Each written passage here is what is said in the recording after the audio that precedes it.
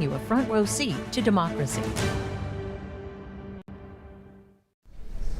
Next, a hearing on the oversight of military aid to Ukraine with Pentagon officials. Members of the House Armed Services Committee voiced concern over possible corruption and why some weapons have not been sent to help in the fight against Russia. This is about 2.5 hours.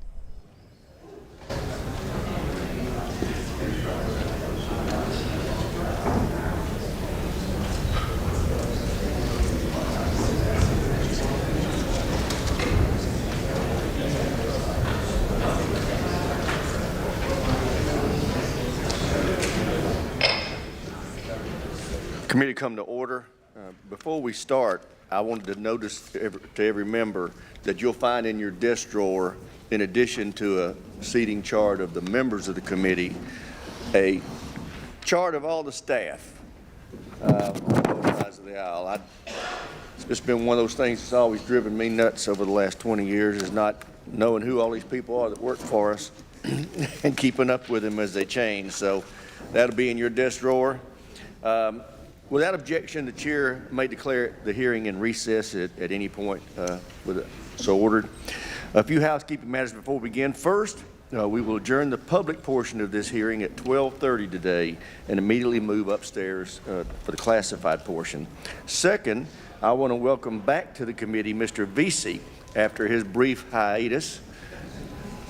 Glad that you remembered where we were. And finally, after consultation with the minority, I ask unanimous consent that Mr. Clyde of Georgia, a member of the Appropriations Committee, be allowed to question witnesses in today's hearing without objection, so ordered. Last Friday, we observed the one-year anniversary of Putin's illegal and brutal invasion of Ukraine. The American people have responded with extraordinary support for the Ukrainians.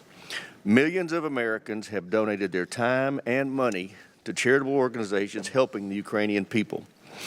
Some have even volunteered to fight alongside the Ukrainian Defense Forces. Congress has responded by appropriating over $100 billion in military, economic, and humanitarian assistance to Ukraine and our NATO allies. To date, the administration has distributed over $75 billion of that money, including $46 billion in security assistance. These are unprecedented numbers, and it requires an unprecedented level of oversight by this committee and by Congress. We're up to the task. Last year, Chairman Smith started monthly classified briefings with the administration officials that have continued into the new majority. Many of us have traveled to Ukraine and surrounding countries to witness firsthand the train and equip mission. We've made classified information on the situation in Ukraine available to all members, and our staff have constantly been being briefed with the latest developments by the department. But today is the first time the committee of the House is holding an open public hearing on the matter. I've asked the Inspector General and the Undersecretary to appear today because it is imperative that the American people understand, A, where our security system is going, B, how it's being used, C, and what protections are in place to ensure it doesn't fall into the wrong hands. But oversight is about more than just accounting. It's about ensuring the administration is setting strategic goals and implementing a policy to achieve them. That's why we all are here with very real concerns. Since the beginning, the President has been overly worried, in my view, that giving Ukraine what it needs to win would be too escalatory. This hesitation has only prolonged the war and driven up the cost in terms of dollars and lives. This conflict must end, and the President must be willing to do what it takes to end it with victory. Continued reluctance and indecision only empowers Putin, and it sends the wrong signals to President Xi and the Chinese Communist Party. And with that, I yield to my friend and colleague, the ranking member. Thank you, Mr. Chairman. I welcome our witnesses as well, and really thank you for the work you've done. You've all appeared before us in classified settings to update us on a very regular basis on the effort in Ukraine. We appreciate the cooperative relationship between the executive branch and the legislative branch on this matter. And more than anything, we appreciate your leadership in supporting Ukraine so effectively over the course of the last year. I think it's hard to really imagine the massive undertaking that has been done in the last year since Russia made its decision to invade made, and really since in the weeks and to some degree months before the invasion, when we came to realize from our intelligence community that this was going to happen. First of all, we were about the only country in the world that thought it was going to happen. Even the Ukrainians themselves, right up literally to the day of the invasion, thought that we were exaggerating the intelligence and that this wasn't actually going to happen. So from pretty much a dead stop, the Biden administration had to pull together a massive coalition to do something that almost all of the countries involved in that coalition had never contemplated doing and certainly had hoped they would never have to do. And we've done that with a remarkable outcome.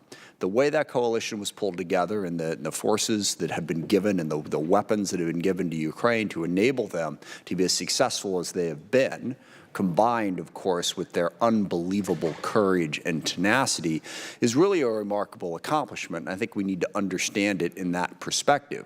Obviously, we would like Ukraine to win tomorrow, Russia to be completely pushed out. But I think we also have to be realistic about the challenge that we faced and how we've gone about meeting that challenge, and really how effective we've been in doing that. Now, the purpose of this hearing specifically is on oversight. I think we have had a lot of oversight on this effort from the very beginning. And that is part of the reason why the effort has been so successful. There are constant efforts to sort of spin stories, primarily coming from Russian propaganda, about corruption and weapon systems going where they're not supposed to be. But people who have looked at this, and I know the chairman has done this in great detail, have found that there is no instance of that happening. We have seen the effectiveness. And the best evidence of this, clearly and unequivocally, is the fact that the Ukrainians have been as successful on the battlefield as they have been. If the weapons and equipment and support that we were sending them was being sent elsewhere or stolen or misused, they would have lost a long time ago. Because I think one of the other things that we forget here is even us in the U.S., we saw the war coming, we supported Ukraine, but even us, along with everybody else, thought the Ukrainians didn't stand a chance. We thought that the Russians would be in Kyiv in a week or two, a month at the most. So the fact that they've been as successful as they have been is the best evidence we have that these systems and support that we're sending them is being as well used as it possibly can. And I do want to touch upon the point that the chairman made about how the administration hasn't been quick enough. You know, one of the things that we've heard, not just from critics of the war who don't want to support it, but even from people who do support it, is that there can't be a blank check. That's been sort of the criticism that you take if you want to sort of make it sound like you're still with Ukraine, but you want to be responsible. And I think that's appropriate, okay? But no blank check means no blank check. It means we don't just send everything that people ask for in the blink of an eye without even thinking about it, okay? We think about it and we get the Ukrainians what they really need. And I'm going to go ahead and hit upon one of those examples because I think this is a really good example of the problem, and that is the F-16, which everyone has become obsessed over here in recent weeks. We have considered that request, and I've had many conversations with the witnesses before us and with the DOD as well. And the honest truth is the cost of trying to get the F-16 up and ready to operate in Ukraine, even if we basically said there's nothing more important than that one weapon system and spent all of our time and all of our resources on doing it, best case scenario, we could maybe get some operational F-16s into Ukraine within a year, maybe 8 months if we really pushed it. And this is getting lucky, all right? Because you don't just have to train the pilots. You have to train the mechanics. You have to have airfields that can accommodate the F-16. And you have to have the spare parts to make it work. So we looked at that and we determined that is not a wise use of the resources that are necessary to win the fight. That's what no blank check means. You don't just send it without thinking about it. We thought about it and reached a very intelligent conclusion that this is not the right system. And oh, by the way, a fourth-generation fighter in this particular fight is going to struggle to survive. There are isolated circumstances where the Ukrainians have been able to use the MiG-29s that they have, very isolated, because it's a fourth-generation fighter in the face of a ton of air defense. What we are getting the Ukrainians is those air defense systems that they desperately need to survive right now, and the artillery and the HIMARS and the weapon systems that they do need. So the administration is doing exactly what it needs to do, getting equipment as quickly and as responsibly as possible to make this work. And I also want to make everybody aware of the fact The Russians are fighting a massive information campaign. Yes, they're fighting on the battlefield, and I'll look forward to hearing more details about that today, but they are also trying to break the coalition. The Russian military has performed incredibly poorly. The Ukrainians have performed incredibly heroically, and the war is not going the way that Putin wanted it to, but he is not giving up. And he knows his only hope is to break the coalition that is trying to support Ukraine. And they're trying to do that in a variety of different ways. I mean, you can see all the different arguments about how, well, NATO really started this because of NATO expansion and a whole lot of other nonsense arguments that are circulating out there. But the other part of the way they're doing it is any break in the coalition they see, they're poking and they're prodding. Okay? They want to undermine the Biden administration. So while we have constructive criticism of what's going on, let's make sure that that criticism is constructive and we maintain our unity. And I know it is very, very difficult for the folks on the other side of the aisle to say anything positive about the Biden administration. But part of holding this coalition together is to acknowledge the incredible job that has been done in the last year and to maintain that unity, and to not jump at every shiny object that seems to be criticism of the Biden administration, like the F-16. Right now, and I've asked this question, we are getting every single weapon system that we can to Ukraine. There is not a decision being made about that might be escalatory. It's about what can we get to them? How can we maintain the support? We've spent a lot of money. There is not a limitless amount of money or a limitless amount of equipment. So I think those decisions are being made wisely. I look forward to this hearing. I think it's perfectly appropriate that we have aggressive oversight, as we've had since the beginning. And that's part of the reason why we've been as successful to date as we have been. With that, I yield back. I look forward to hearing from our witnesses. I thank the ranking member. I now want to introduce our witnesses. The Honorable Colin Kahl is the Undersecretary of Defense for Policy. Dr. Kahl has been the primary official overseeing the DOD's response to Ukraine. The Honorable Dr. Robert Storch is the Inspector General of the Department of Defense. Together with the IGs of the State Department and USAID, his office is carrying out audits and investigations of the assistance we are providing to Ukraine. And Lieutenant General Doug Sims is the Director of Operations for the Joint Staff. He assists the Chairman of the Joint Chiefs in developing and providing operational guidance on Ukraine and other military operations. I welcome the witnesses. Thank you for your time. Thank you for your preparation. I know this takes a lot of effort to get ready for these hearings, and it is appreciated and helpful. Dr. Kahl, we'll start with you. Thank you. Chairman Rogers, Ranking Member Smith, members of the committee, it's a real honor to appear before you today alongside my good friend, Lieutenant General D.A. Sims over there, and Dr. Storch, our department's Inspector General. I want to begin by expressing the unwavering support of the Department of Defense for Ukraine's sovereignty and security in the face of Russia's unprovoked and brutal invasion. I know that support is shared by and is enabled by Congress and the American people. So I want to thank you for your crucial and continued help to get Ukraine the military capabilities and other types of assistance that it needs to remain in the fight. Thank you, too, for holding this important hearing at this pivotal time for the security of Ukraine, of Europe, and of the world. As we mark 1 year since Russia's further invasion of Ukraine, it's clear that Russia has failed to achieve any of its objectives. Its military is paying tremendous costs. Ukraine remains united and determined to expel Russia's invading forces from its territory, and NATO unity is stronger now than it has been in decades. We are seeing intense fighting in eastern Ukraine as Russia seeks points to exploit and Ukraine defends tenaciously. What happens in the coming months may prove decisive, and we are focused on providing Ukraine with the capabilities it needs right now to defend its people and its territory and change the dynamics on the front lines. I'd like to take a few minutes to lay out our priority capabilities, the ones we're providing to Ukraine now and in the coming days, weeks, and months. First, we have focused on a layered, integrated approach to air defense to counter Russia's attacks on population centers and civilian infrastructure. The Patriot capability from the United States, as well as that provided by Germany and the Netherlands, will give Ukraine advanced long-range capability. These are complemented by medium and short-range capabilities provided by the United States, as well as our allies and partners. Second, we continue to work with allies and partners to deliver a steady flow of artillery rounds and other ammunition so Ukraine can sustain its fight. Third, to enhance Ukraine's ability to maneuver, the United States will provide Abrams main battle tanks, the best tanks in the world.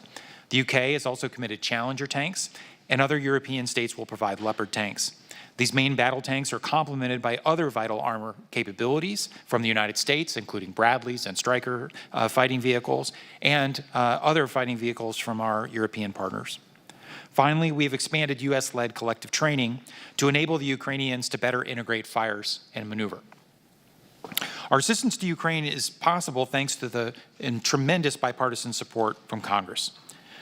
As you know, we have now provided $31.7 billion in support since Russia launched its further invasion of Ukraine a year ago, and our allies and partners have now provided over $19 billion in addition to what we've done.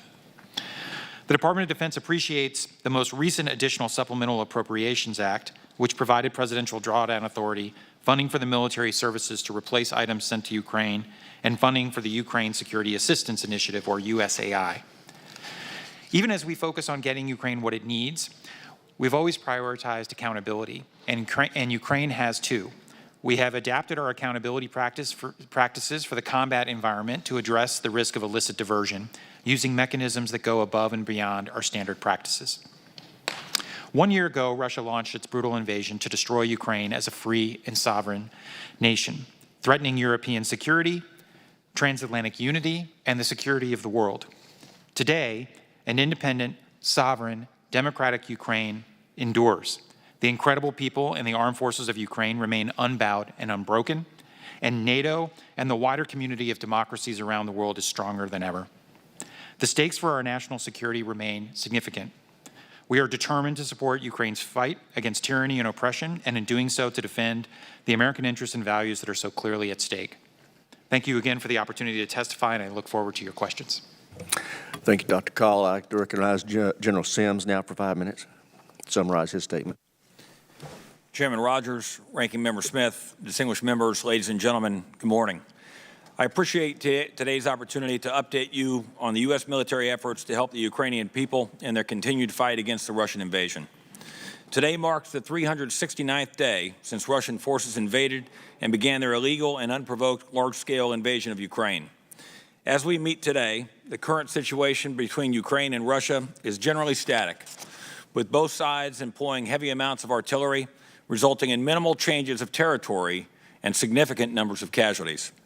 In our follow-on session, I'm prepared to discuss particulars of Ukrainian disposition, but generally, and as you've seen reported in open sources, the most active portion of the battlefield today is around the town of Bakhmut. As I have briefed before, over the past 2 months, the Russian army, with assistance of private military contractor Wagner Group, has fought savagely to defeat Ukraine's defenses, employing extreme amounts of artillery and waves of thousands of partially trained, mobilized soldiers and personnel contracted from prisons. The Russians have made incremental gains at significant cost. Ultimately, as I have described before, the fighting has replicated the conditions of the First World War. Key to changing this paradigm is creating a Ukrainian armed forces capable of breaking this state of fighting. In this regard, since I last updated this committee, the concentration of U.S. effort has been focused on combining equipment and munitions with people and training. The intent and efforts of the U.S. military are designed to generate combat-credible forces capable of combining fire and movement to achieve maneuver and increase the overall capabilities of the Ukrainian armed forces. Importantly, this training effort is not solely the work of the U.S. armed forces, but is a cohesive approach with our allies and partners.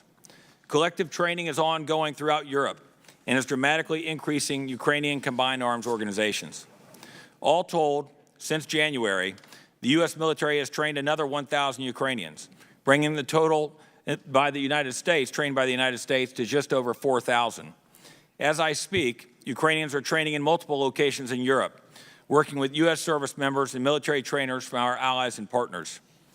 Key to our ability to conduct collaborative training has been the recent increase in maneuver-related equipment. The U.S. provision of Bradley fighting vehicles, Strykers, and Paladin howitzers, combined with similar fighting vehicles and tank contributions from our partners, is notably increasing the capability of the Ukrainian armed forces. In addition, the U.S. continues to supply critical munitions and individual equipment, from howitzer ammunition to medical and cold weather gear.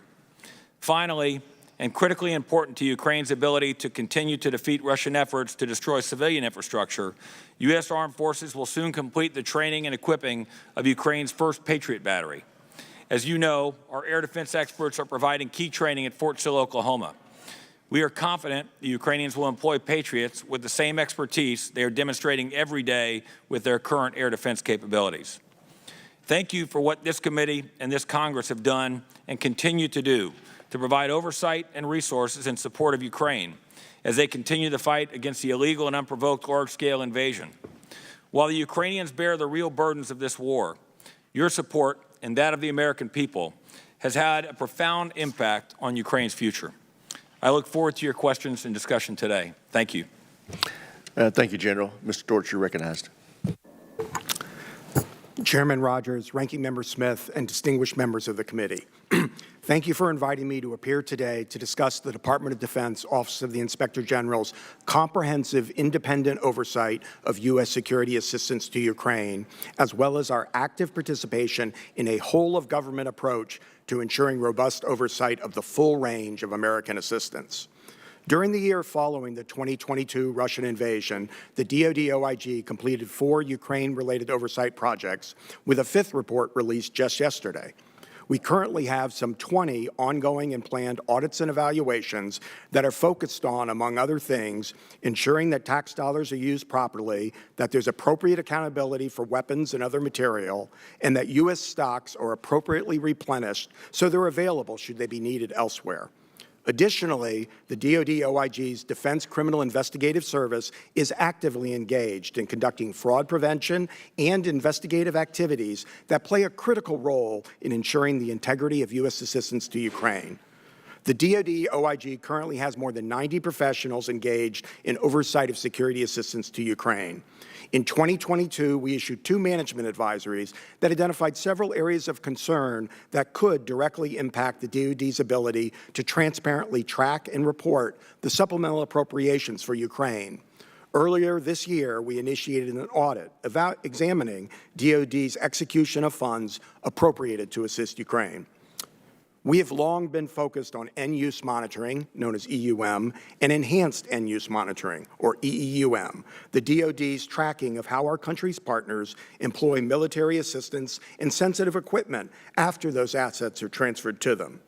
As early as 2020, we issued a report on how the DoD was conducting EEUM of military assistance to Ukraine.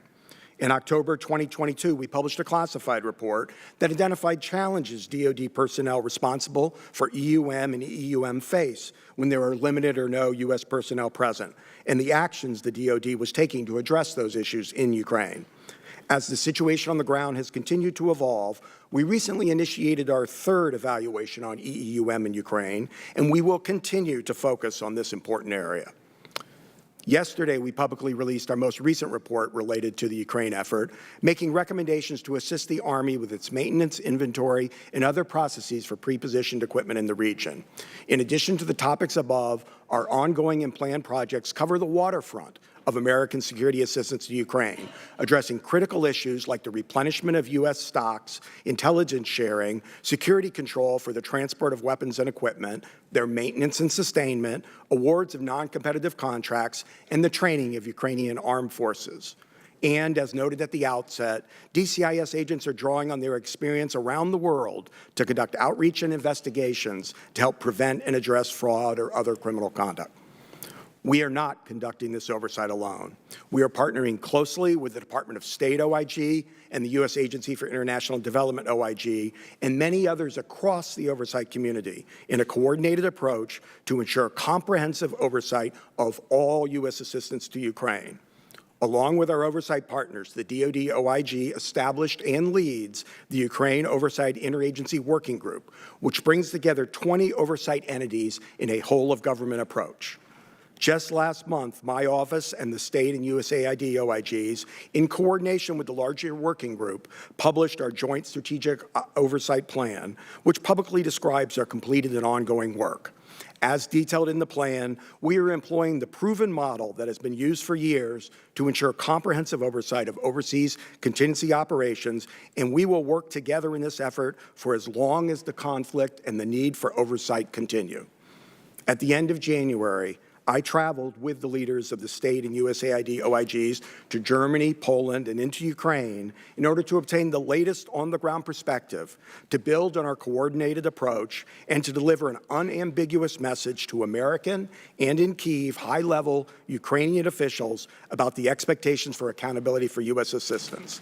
The trip made clear that the situation is fluid and calls for continuous, agile oversight.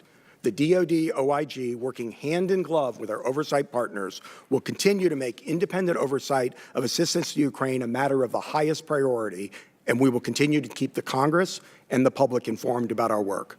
Thank you for the opportunity to speak with you today, and I look forward to your questions. Thank you, Mr. Storch. Before we move into questions, I wanted to remind everybody that the maps that you have in front of you, while they're unclassified, we haven't been given permission by the department yet to distribute them beyond the committee, so I'd ask you to leave those here when you leave. And I recognize myself for 5 minutes. Dr. Kahl, if Russia were to be successful in taking control of Ukraine, what would that portend for a potential of China taking an effort at Taiwan? Well, Mr. Chairman, we've seen what a world looks like when revisionist authoritarian powers go on the march and they're unchecked by the free world and they carve out spheres of influence by gobbling up their neighbors. That world was the 1930s, and it culminated in the worst human tragedy in history, the Second World War. So it would enhance the likelihood that could happen.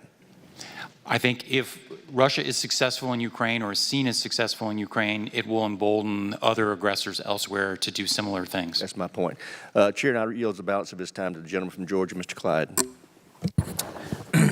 I thank Chairman Rogers for his invitation to be here today and for yielding me his time to discuss this important matter of oversight of U.S. military support to Ukraine. As we all know, the United States has authorized over $100 billion in aid, to which our government holds a responsibility to the American people, that it be used for its true, just, and intended purpose.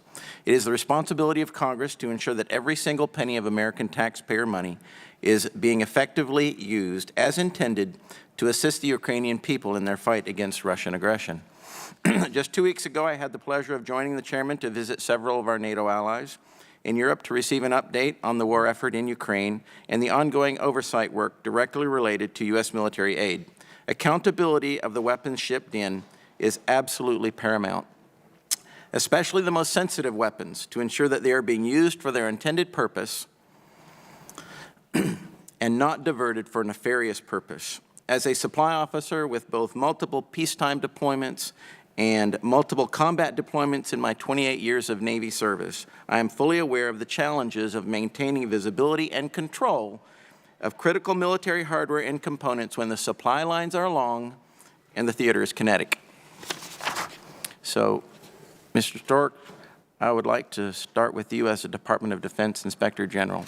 In all your inspections and oversight, in country and out, have you found any instances of sensitive weapons like Stinger missiles being either lost or diverted to those not authorized to have them? Thank you very much for the question. I'm obviously not at liberty to talk about any investigations, but we have not substantiated any such instances, no, sir. So you can confidently say that to your knowledge, every sensitive weapon is currently under control of those who should have them. Well, thank you very much for the question. That's why we're engaged in we're laser focused on this issue and engaged in robust oversight to make sure that's the case. We're doing audits and evaluations that look at the weapons from the time they begin at the port while they're transferred throughout as they get to the transshipment points and then they go into the country. And then, as I mentioned in my statement, we're now conducting our third evaluation of the EUM, and with regard to the sensitive assets, the EEUM, the enhanced monitoring, to ensure that the Department of Defense is conducting that monitoring in a robust way. Additionally, as I mentioned, we have the DCIS, the Defense Criminal Investigation Service. They have vast experience all over the world in doing investigations arising out of conflict situations. And so, again, we're very much alert to any instances where that sort of conduct would occur. Okay. All right, moving on. As I understand it, your office is currently working on, among other things, an audit of DoD award and administration of non-competitively awarded contracts in support of Ukraine. Has there been any waste, fraud, or abuse uncovered or reported to your office in these investigations? So I appreciate the question. I want to be careful and not get out ahead of my skis because the audit is ongoing. Okay. So we are looking at those issues in our audit, and we'll report out on what we find.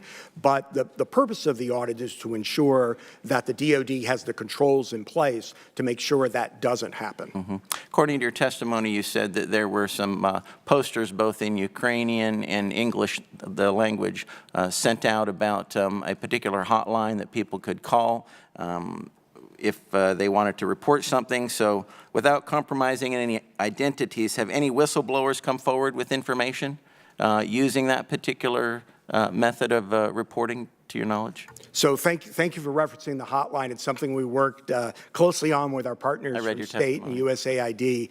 And the goal is to provide an avenue for people to report what they think may be wrong. We have gotten all sorts of types of allegations over that, and we're continuing to look at them. Okay. Mr. Chairman, for the record, I would like to submit an article from USA Today, and it says, U.S. has spent billions in Ukraine war aid, but is that money landing in corrupt pockets? It was updated as of yesterday, February the 27th. Without objection, so ordered. Thank you. I thank the gentleman's time has expired. Thank the you chair very much. now recognizes the ranking member. Thank you very much. Dr. Kahl, I want to follow up a little bit on what Chairman Rogers was asking about in terms of the policy behind this. As the Undersecretary for Policy, you seem like the appropriate person to ask that question to. This policy is not without risk. I think we all know that. First of all, it is costing an enormous amount of money in terms of tens of billions of dollars. We are also acutely aware of the fact that we do not want to get into a direct conflict with Russia, and we don't want NATO to get into a direct conflict with Russia. But can you state for us clearly why you still believe this is the correct policy to support Ukraine in this war, what the implications are for our own national security? Because I think it's a legitimate question, the American taxpayer, why are we spending money? It seems like a long way away, and not to be overly crass about it, but a lot of constituents ask the question, what's all this got to do with me? I think the policy is sound, but I want to give you the opportunity to say, here's why this matters to U.S. national security. Well, thank you. Look, I think the entire international system is grounded on the principle of sovereignty and territorial integrity. It's at the heart of the UN, and that may sound kind of wonky, except that the entire rules-based order that undergirds is what ultimately minimizes the number of international conflicts and wars that we see. If countries like Russia are allowed to go on the march to swallow up their neighbors, if might makes right, if the strong do what they will and the weak suffer what they must, then the rule of law will be replaced with the rule of the jungle. And we will live in a very dangerous world. And I'll just give you one example. If you're sitting in Tehran or in Pyongyang or in Beijing, and you're contemplating aggression against a neighbor, and in all those circumstances that's conceivable, you're going to ask yourself, what would be the reaction of the international community? And had the international community stood by, had the United States not exercised its leadership to rally not only the democracies in Europe and North America, but countries around the world to Ukraine's aid, the lesson that dictators in other countries would take is that aggression won't be punished and that it pays. And that would make the world a much more dangerous place for Americans. I think it's very well stated. And I think one other argument to make in this is a lot of people who are concerned about this point to our policy in Iraq. And certainly there were a ton of mistakes made there. But the thing that a lot of people forget is on your point of sovereignty, what kicked that whole thing out was Saddam Hussein trying to take over Kuwait and then setting his eyes on Saudi Arabia. Now, how we handled that is highly debatable in terms of the long term, both what we did in '91, what we did in 2003. But the principle of sovereignty and the principle of exactly what you just stated, not allowing a country like Russia or China to think that they can simply grab territory by force, is core to our own security and to the security of the world long term. And as we speak, we are very aware of the Taiwan situation with China. But China, and I haven't added up the number of countries, but it's more than a half dozen, have sovereign territory now that China, to one degree or another, claims. And if just like Russia says that Ukraine shouldn't exist, they should be part of Russia, China has the same argument in land that's currently controlled by Vietnam, by the Philippines, by Japan, by India, all across the world. It kicks off a very, very dangerous situation if President Putin is successful in Ukraine. And I think we need to remember that, even while we are aware of the cost and while we're aware of the necessity of making sure that we check where this money is going, which, as Mr. Storch outlined, I think we're doing. But the policy itself is really crucial to peace and stability in the world and ultimately to our own national security in the United States. None of that makes it easy. We all want peace in Ukraine as quickly as possible. But right now, as has been stated clearly, that the path to peace in Ukraine is simple. Putin can stop his war and take his troops out of sovereign Ukraine. And that stops the war in the blink of an eye. But until that happens, we have to support Ukraine to force Putin to that choice. So I appreciate you articulating that, and I yield back. Thank the ranking member. Chair, and I recognize the gentleman from South Carolina, Mr. Wilson, for 5 minutes. Thank you, Chairman Mike Rogers and Ranking Member Adam Smith, for this very important bipartisan hearing on the issues of Ukraine and immediately the effect that it has on the Chinese Communist Party. I want to thank the witnesses for being here today. I believe the world is in a global competition between democracies with rule of law opposed by authoritarians with rule of gun. Today's conflict is war criminal Putin's mass murder in Ukraine. This, I believe, if Ukraine must be victorious to deter the Chinese Communist Party from attacking the 24 million people of Taiwan, Ukraine must be victorious to stop Iran from its efforts to vaporize Israel as it develops intercontinental ballistic missiles to devastate American families.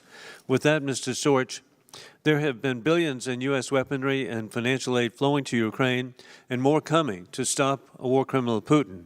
We're all concerned about accountability, and the American people need to know, because somehow this hadn't been recognized, and that is that in all of the legislation that's passed to provide for funding, there have been 39 provisions that provide for reports to be provided to Congress on oversight and accountability.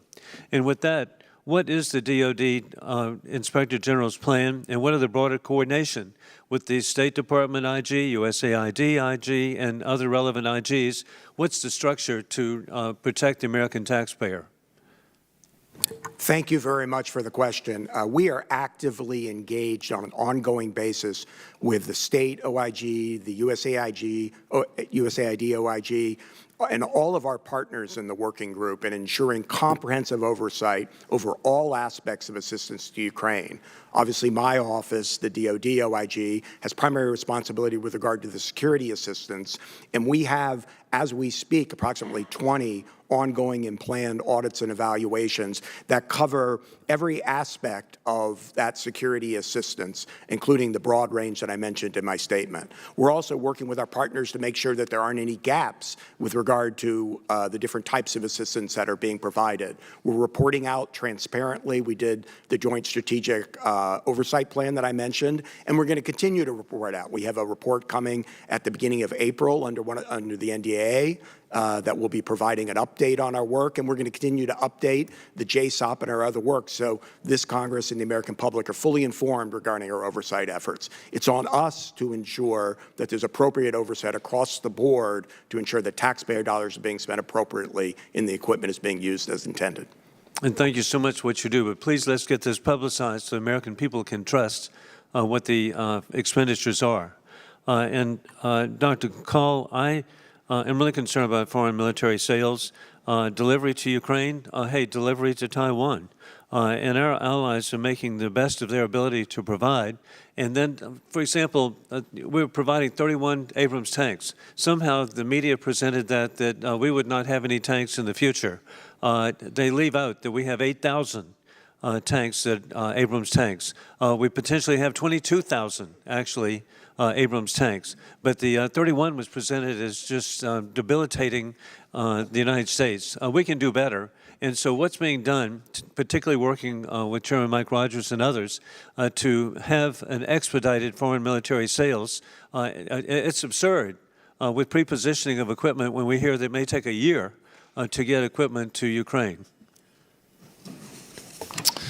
Well, thank you, Congressman. As you know, we predominantly use two sets of authorities at DOD to get Ukraine weapons. PDA, Presidential Drawdown, which allows us to draw from stocks, and then USAI, which allows us to put things on contract. When we draw things out of stocks, things generally arrive in Ukraine within days or a handful of weeks. When we put things on contract, it depends. Sometimes it's weeks, sometimes it's a handful of months, sometimes it is longer than that. So it really depends on which authority we are using, but we have surged a tremendous amount of security assistance into Ukraine. More than $31.7 billion in a year. I don't know that there's any historical precedent for that.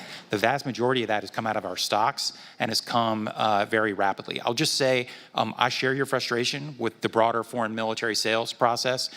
We are getting after that problem through a Tiger team at the Department of Defense that has identified, I think, about 80 process improvements that can streamline these things. It's still too slow. And all I would say is that there's nothing, as we draw things down from our stocks, that is making the FMS problem worse. It's kind of an apples and oranges issue because FMS is more aligned with the USAI authority in terms of putting things on contract. We need to follow the example of the Czech Republic and then last week Poland, providing equipment immediately. Thank you. Gentleman's time's expired. Chair, now recognize gentleman, Mr. Courtney, for 5 minutes. Thank you, Mr. Chairman. Again, I want to begin by recognizing both your efforts and Ranking Member Smith's efforts to hold recurring updates and briefings by this committee. And in my opinion, it has been that healthy process which has provided the foundation for the bipartisan votes that have passed supplemental funding really over the last year. And again, the witnesses have been part of that process, so thank you for your contribution. Just to, footstomp what I think my friend Mr. Wilson just indicated is that included in those supplemental funding bills were actually specific explicit language by Congress directed towards the offices of Inspector General to be engaged at the maximum level. And again, Mr. Storch, if you could just sort of confirm that for the record, that again, you've been around for a long time, thank goodness, but again, it also has been with congressional support that your efforts are taking place. Yes, sir. Thank you very much for the question. We very much appreciate that support, and we're committed to the greatest possible transparency in our oversight efforts. So, and again, when we talk about a blank check, I mean, I think clearly we in the Congress had our eyes wide open when these large amounts of funding were authorized and appropriated, that we wanted oversight at every step of the way. In dealing with, again, Ukraine's efforts to deal with waste, fraud, and abuse, Dr. Kahl, there's an international organization which kind of keeps score on countries' efforts in terms of dealing with corruption and fraud, and it's Transparency International. In the last year, at the same time that this unprecedented almost infusion of money has been flowing in, not just from the U.S., but also from the EU, Ukraine's position on Transparency International's ranking actually improved. It was one of the few countries in the world. It went up 6 places. And I wonder if you could just sort of, with that backdrop, talk about your perspective as far as the seriousness with which the Ukrainian government has approached this whole question of making sure that this help goes to the right place. Thank you. I've worked the Ukraine issue now for about 9 years, and in our engagements over that entire period, corruption was the #1 issue we raised with Ukrainian officials. And I think there have been improvements over time, especially in the defense sector, which is obviously most germane for DOD. I will just tell you, in our engagements with senior Ukrainian officials now, I was in Kyiv in January, the Secretary talks to his counterpart about every other week. The importance of accountability, of transparency, and of combating corruption are always points of emphasis for us. But it's not just what our talking points say. We have to put, our effort into it. We've provided the Ukrainians with ways to track the systems we provide, to include scanners and software. We've done, when it's safe, remote visits to sites. We don't see any evidence of diversion in our reporting. We think the Ukrainians are using properly what they've been given. But we'll continue to foot stomp the importance of accountability and transparency for all the reasons you mentioned.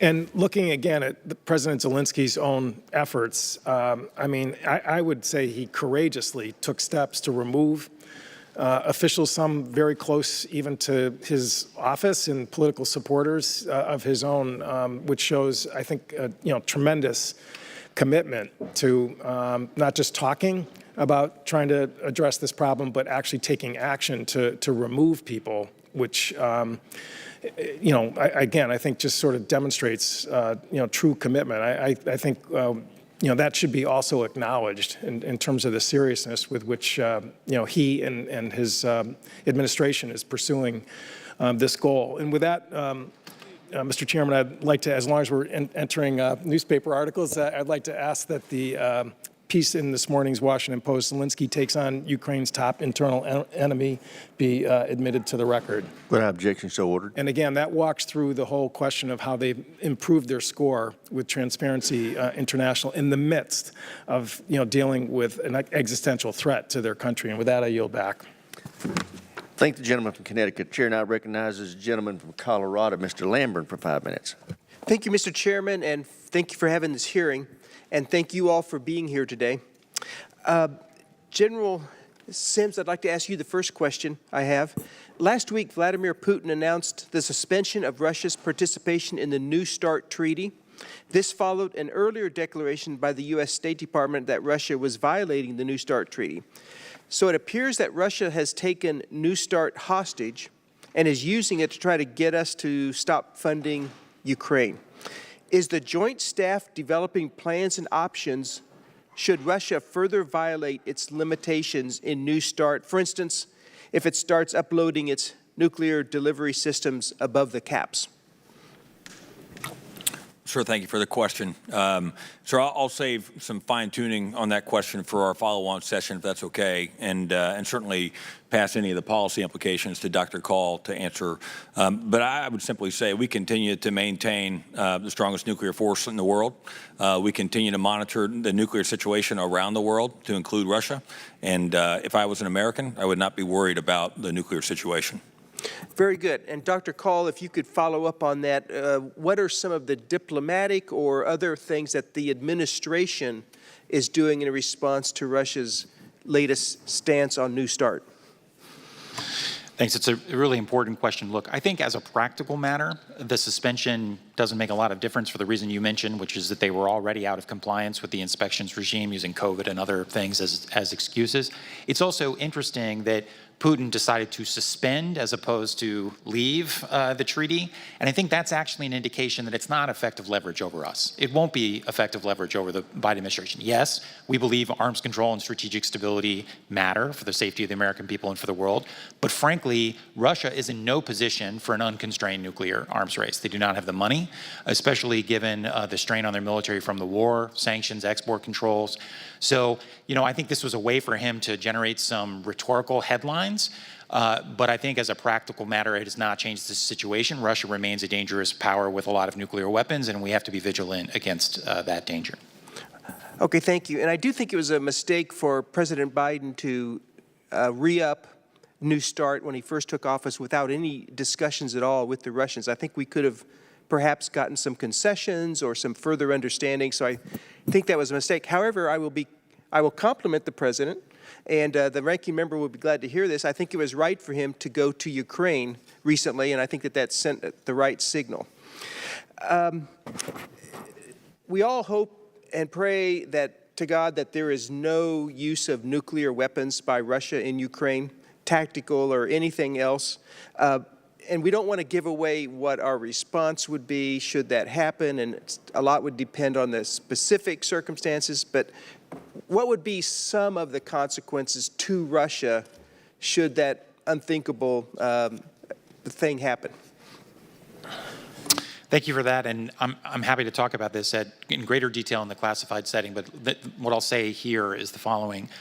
We've made it very clear to Russian leadership at the highest levels through intelligence channels, my boss, Secretary Austin, to his Russian counterpart, the chairman of the Joint Chiefs of Staff, to Gerasimov, our national security advisor to his counterpart in the Kremlin, that any use of nuclear weapons in Ukraine on any scale would be considered a world-changing event that would bring about severe consequences far in excess to anything the Russians have experienced to date, and that a lot of the restraints we've been operating under would no longer obtain in a world where Russia crossed that threshold. But the good news is I don't think they're likely to do so.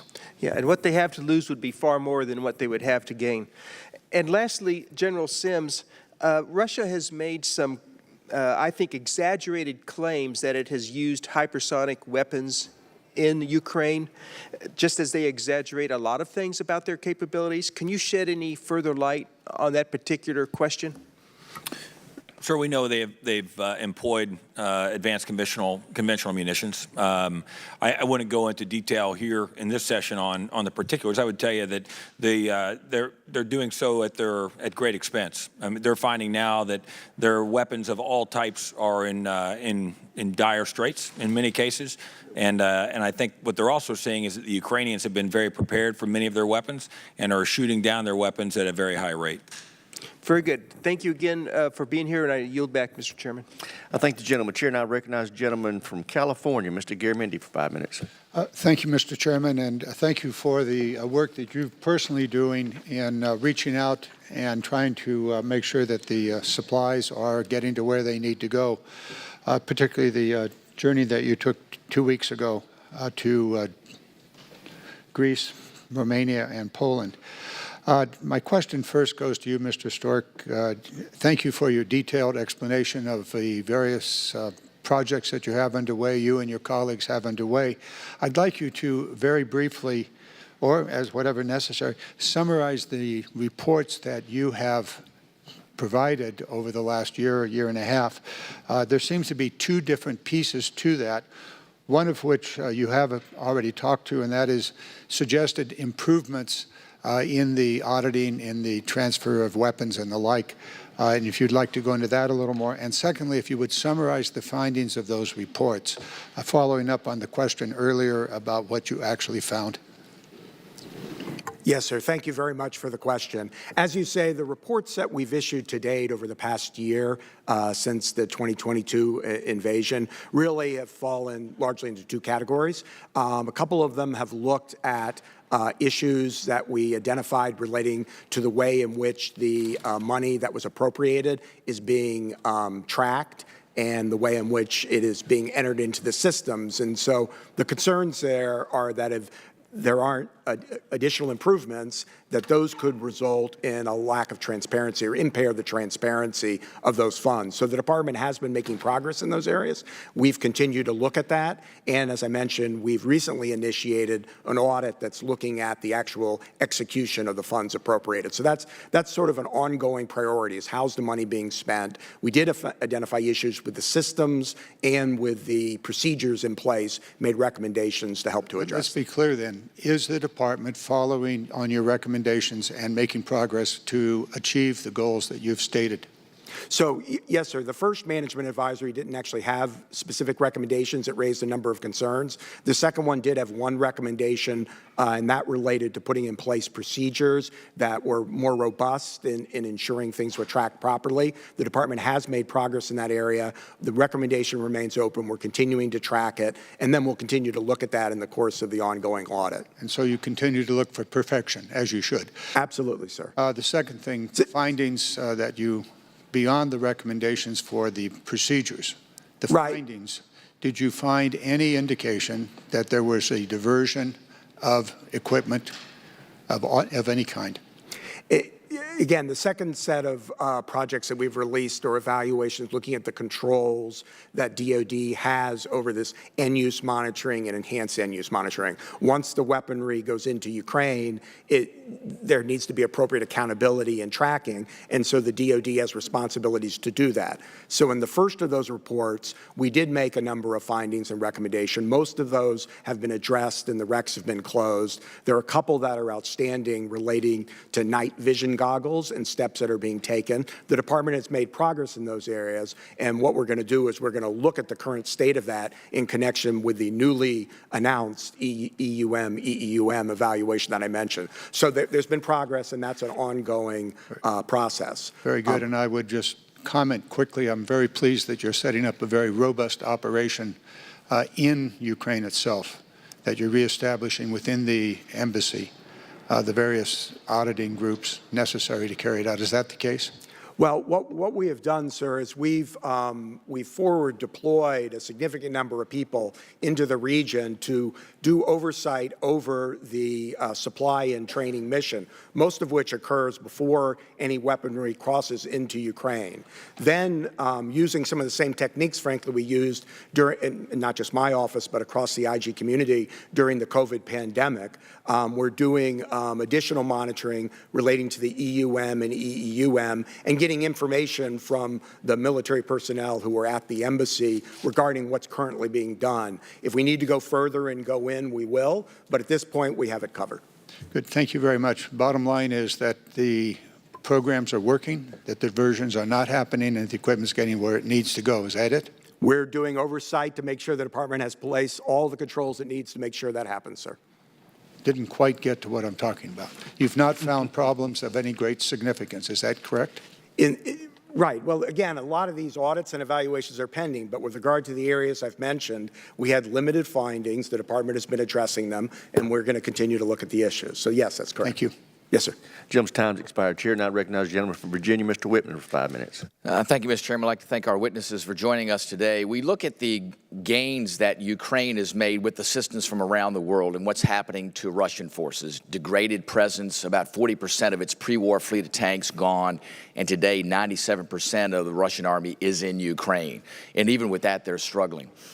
The issue is, for us, the munitions that we're providing to Ukraine. In last year's NDAA, we provided both funding and contracting tools to accelerate replenishing our munitions stockpiles, essentially our weapons magazines.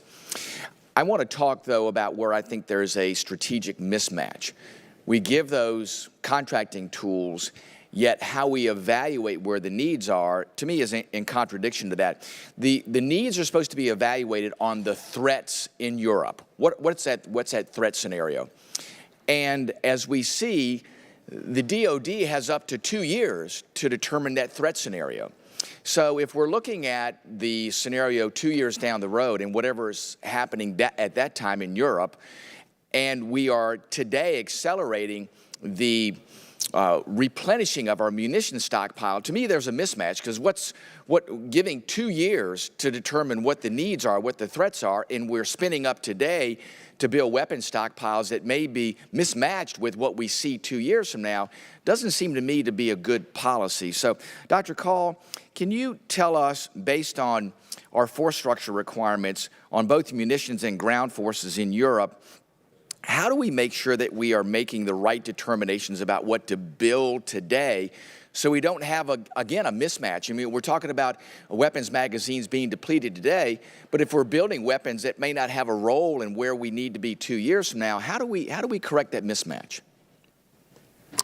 Yes, thank you. It's a very important question. So obviously we've made significant investments because of the money that Congress has generously given us and the authorities to spend it over longer periods of time to recapitalize our munitions. That means increasing production, but it also means addressing supply chain bottlenecks and creating a longer-term demand so that industry is actually responsive. I think what the Ukraine conflict showed is that, frankly, our defense industrial base was not at the level that we needed it to be to generate munitions. So right now, our priorities are making sure that we are increasing production for the things that we anticipate that Ukraine will continue to need. So a good example is 155 millimeter ammunition for the NATO standard howitzers, but also the guided multiple launch rocket systems, the GIMLRs that launch off the HIMARS systems. Those are going to matter a year from now, 2 years from now, 3 years from now, because even if the conflict in Ukraine dies down, and nobody can predict whether that'll happen, Ukraine is going to need a military that can defend the territory that it's clawed back and deter the Russians from doing this again. The other investments we're doing, of course, are to replenish our own stocks. And there, actually, I think we're relatively confident we're making the investments that we need not only for Russia contingencies, but also for contingencies vis-a-vis China, North Korea, Iran, et cetera. But beyond that, we can go into some of the specific details in the classified setting, if you'd like, in terms of how we're making targeted investments. Well, that leads me to the next question. The allocations that we're making today to Ukraine are based on a pre-Ukraine Russian conflict scenario. So if we are holding back those munitions based on that scenario, then are we inadvertently holding back the things that Ukraine may need based on what would be an antiquated scenario? So that I think is a question. And then also, how are the determinations made about what we are doing to replenish our stockpiles and what we're sending to Ukraine? How is that interacting with our needs in the Indo-PACOM? Yeah, so actually, it's a very important point. So we have a total munitions requirement that is essentially a metric against which we need munitions for a whole range of contingencies. So they're not pegged to any one contingency. It's a pool of munitions we could draw on from a range of different scenarios. We have adjusted that floor to account for the fact that Russia is bogged down in Ukraine. Their land forces have been badly attrited. It has changed the dynamic for a future Russia contingency. At the same time, we have requirements for operational plans in other parts of the world, could be North Korea, Iran, China, et cetera. And so Secretary Austin has been laser focused on making sure that as we draw down from our own stocks, we are getting Ukraine what it needs without taking undue risk to those other plans. And I think we have so far accomplished that. But we also need to recapitalize so that we can build up that hedge in the event that something bad happens elsewhere in the world. Very good. Thank you, Mr. Chairman. I yield back. Thank the gentleman. Chair, now you recognize the gentleman from New Jersey, Mr. Norcross, for 5 minutes.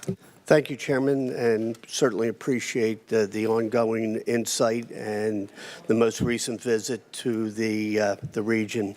The amazing thing that the United States does better than anybody in the world, hands down, is the logistics, the ability to move men, equipment, resources is short of remarkable. I just want to touch base, Chairman of TAL, Mr. Whitman. 3 years ago, there were some disturbing reports on the industrial base issues on our ammo plants, our explosives and accelerants, and we had been very much focused on that. Had we not actually sped up the recapitalization, I think we would be even in worse place, but we still have quite a ways to go. My question goes to Dr. Kahl and the General.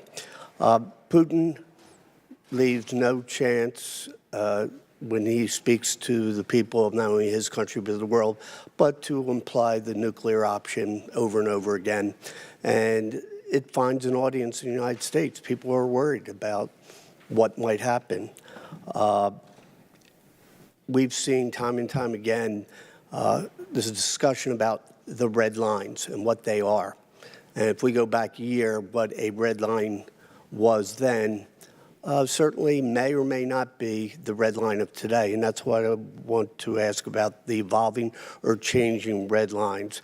The calculations that we have made, and HIMARS is one of those discussions. Early on, we didn't want to do it. What calculations are going into effect that something that we are providing is or is not going to change the red lines? How do we determine what those red lines are and how have they changed since the beginning? Doctor, if you could go first. Yeah, it's something we watch very closely, I think for all the reasons that you've mentioned. Clearly, Putin's rhetoric from the very outset of the war on nuclear matters has been irresponsible and dangerous. We've attempted not to take the bait while in private, making it clear to them that if they were to cross certain lines of using nuclear weapons on any scale, what a world-changing event that would be. As a general matter, I do not think that we are holding back security assistance from Ukraine at the moment, largely for escalatory reasons. I think most of the decisions we are making on security assistance are driven first and foremost by our assessment of what Ukraine needs right now, given the amount of money that the American taxpayer has given the department to work with. How do we use that money for what they need right now? And then the other is, what can we provide that doesn't have huge impacts on our own readiness and our ability to respond to our own national security crises in other parts of the world. So really, those are the two things that we are measuring against. I think at the moment we feel relatively comfortable on where we are on the escalatory dynamic vis-a-vis Russia, but it's something that we consult with our intelligence community colleagues constantly to make sure we're setting the rheostat, about right without self-deterring ourselves. Thank you. So, General, when we started a year ago, there's been much discussion from the committee and those in Congress about what we're able to send to them. How much of an impact has that, quote, red line been, and has it changed since a year ago? So I would tell you what we've sent over the last year has made a gigantic difference to the Ukrainians. If you start where we were last year at the onset, it was about providing things at the moment that they needed. They were javelins, they were Stinger missiles, they were things that they needed to defeat the Russian army as they came across the border around the country. Those things were provided in good order. They were used extremely well by the Ukrainians. As the conditions changed, so too did the requests from the Ukrainians in terms of what they thought was necessary. And as we talked with our Ukrainian counterparts, what we thought would be most advantageous and available to them, all the while, as Dr. Kahl mentioned earlier, balancing it against our current readiness and our ability to meet any requirements around the world. Those have certainly morphed over time. And so as you've seen, sir, now the provision of Bradley fighting vehicles, of tanks, and our partners make these same assertions. They've all been done with these things in mind. And I feel very confident that as we go forward, we'll continue to do so and make decisions in a very thoughtful and understanding manner. Exactly my point, that we are not holding back because of these red lines or nuclear threats. These are actual determinations made by what's best for the Ukrainians and their use at any time. With that, I yield back. Thanks. Thank the gentleman. Chair, and I recognize the gentleman from Tennessee, Dr. Desjardins. Thank you, Mr. Chairman. Appreciate the panel being here for this timely hearing on the oversight of U.S. military support to Ukraine. Mr. Storch, can you tell us roughly how much money has been given total to the Ukrainian war effort since we began last year? Well, it depends a little bit how you count it, but I believe it's over $113 billion approximately. How much is that for lethal aid or what we'd consider standard military equipment? I'm afraid I don't have that number at my fingertips. So not a breakdown, roughly 60-40, 20-80 in terms of what's going to the government, what's going to military aid? There's security assistance, there's economic assistance, there's humanitarian assistance. The numbers are in the JSOP, but it's approximately, I think, a little over 60% of it is the military assistance. Okay, and I ask this question because whether our constituencies back home are for or against this war, they don't have the benefit of the hearings that we have, the classified briefings that we have, and so we want to know that we can tell the taxpayers that our money is being spent wisely. And this hearing today is coming on the heels of a CIGAR report released this week titled "Why the Afghan Security Forces Collapsed," in which the Special Inspector General reports, among other things, that rampant corruption gradually eroded the capabilities of the Afghan National Defense and Security Forces, as well as the legitimacy of the Afghan government. So we need to make sure we don't make those same mistakes in Ukraine. And a month ago, John Kirby claimed from the administration that he has not seen any signs so far that our budgetary assistance has fallen prey to any kind of corruption. Would you agree with that statement? So on the issue of corruption, one of the reasons we do all these reviews is to ensure the integrity of the systems in place and that controls are there so to help to prevent it from corruption. And then, as I mentioned, we have DCIS that's there to investigate any allegations that might arise. With regard to the Afghanistan report, I'd just say I'm aware that's been issued. Our folks are looking at that. But it's obviously a very different situation in Ukraine, very different mission. In Ukraine, there aren't large numbers of troops on the ground. It's not building the military from the ground up. It's primarily a train and supply mission, something our office is very well equipped to oversee.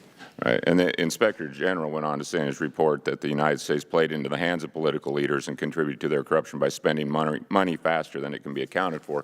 So I think when we say we've spent roughly $100 billion, we ought to break that down and have a clear message from DOD, and we've had hearings where we've suggested that to keep the public on board. I understand what the strategy is and what the benefit is, but we want to make sure the people back home get this.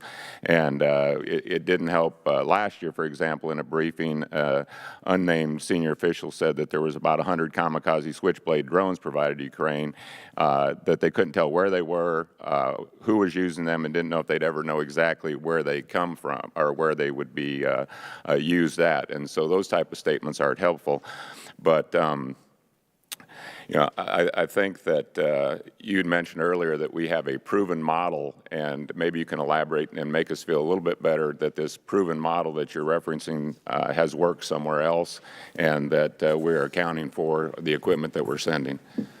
Yes, sir, absolutely. We do have a proven model, I believe, using the lead IG model that's been used in overseas contingency operations, showing how we can work together as an oversight community to provide comprehensive oversight. So we currently are engaged, for instance, on oversight over the Operation Enduring Sentinel mission, the over-the-horizon counterterrorism mission that's followed on in Afghanistan. And we have a number of projects at DOD, OIG related to that. We're also coordinating with our partners. We report out quarterly in public reports on our work in that area. It's obviously an area where we've done a lot of other work as well. But the point of it is, with Ukraine, we have not just the three of us, but actually 20 different oversight entities, including GAO, including all the military audit agencies, and all the rest working together to ensure that there aren't any gaps, that we're covering the waterfront and all types of assistance, security, economic, humanitarian, other assistance, that we're doing oversight over all of it, so the American public knows that the taxpayer dollars are being spent. Is there a specific example, like loss reports is due within a specific time, say 30 days,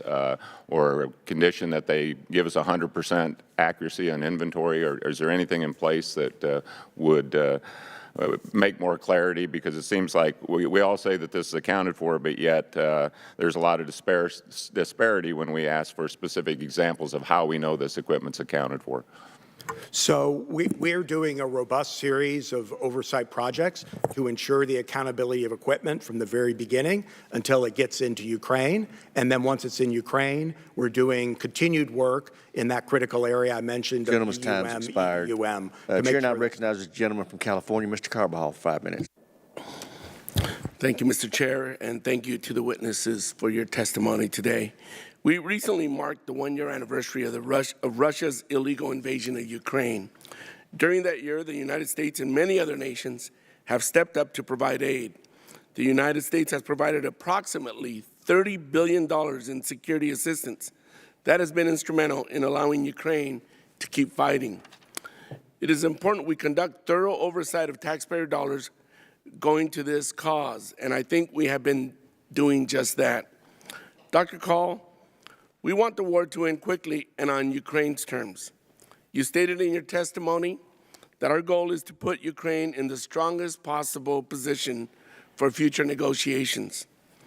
Within the 5-year near-term focus areas, how is the department working with industry to maximize production in support of Ukraine and in backfilling our defense stocks that have been leveraged to date? Thank you for that. So DoD is working with industry to increase production of certain capabilities to continue meeting the needs of Ukrainian forces while ensuring that the United States is ready to defend itself and our allies and partners, and this is that balancing act. And DoD has identified over $2 billion of industrial base investments to increase and or accelerate production of things like Javelin, Stinger, HIMARS, these guided multiple launch rocket systems, 155 millimeter artillery shells, and Patriot missiles. And we're also trying to make the best use of the multi-year authorities that Congress has given to us to make sure that we're getting after the munitions challenges more broadly. Thank you. Dr. Kahl, while we hope for a quick end to this conflict, we must plan, obviously, for the long term. How do the 5 focus areas evolve over time, and what long efforts can we start planning for deployment in the long term to ensure that Ukraine has what it needs for continued defense against Russia that doesn't seem like it is going to go away? Well, you know, as the president has said, we're in it for as long as it takes. You know, Putin's theory of success is that he can outlast everybody, outlast the Ukrainians, outlast the United States, outlast NATO and the rest of the world.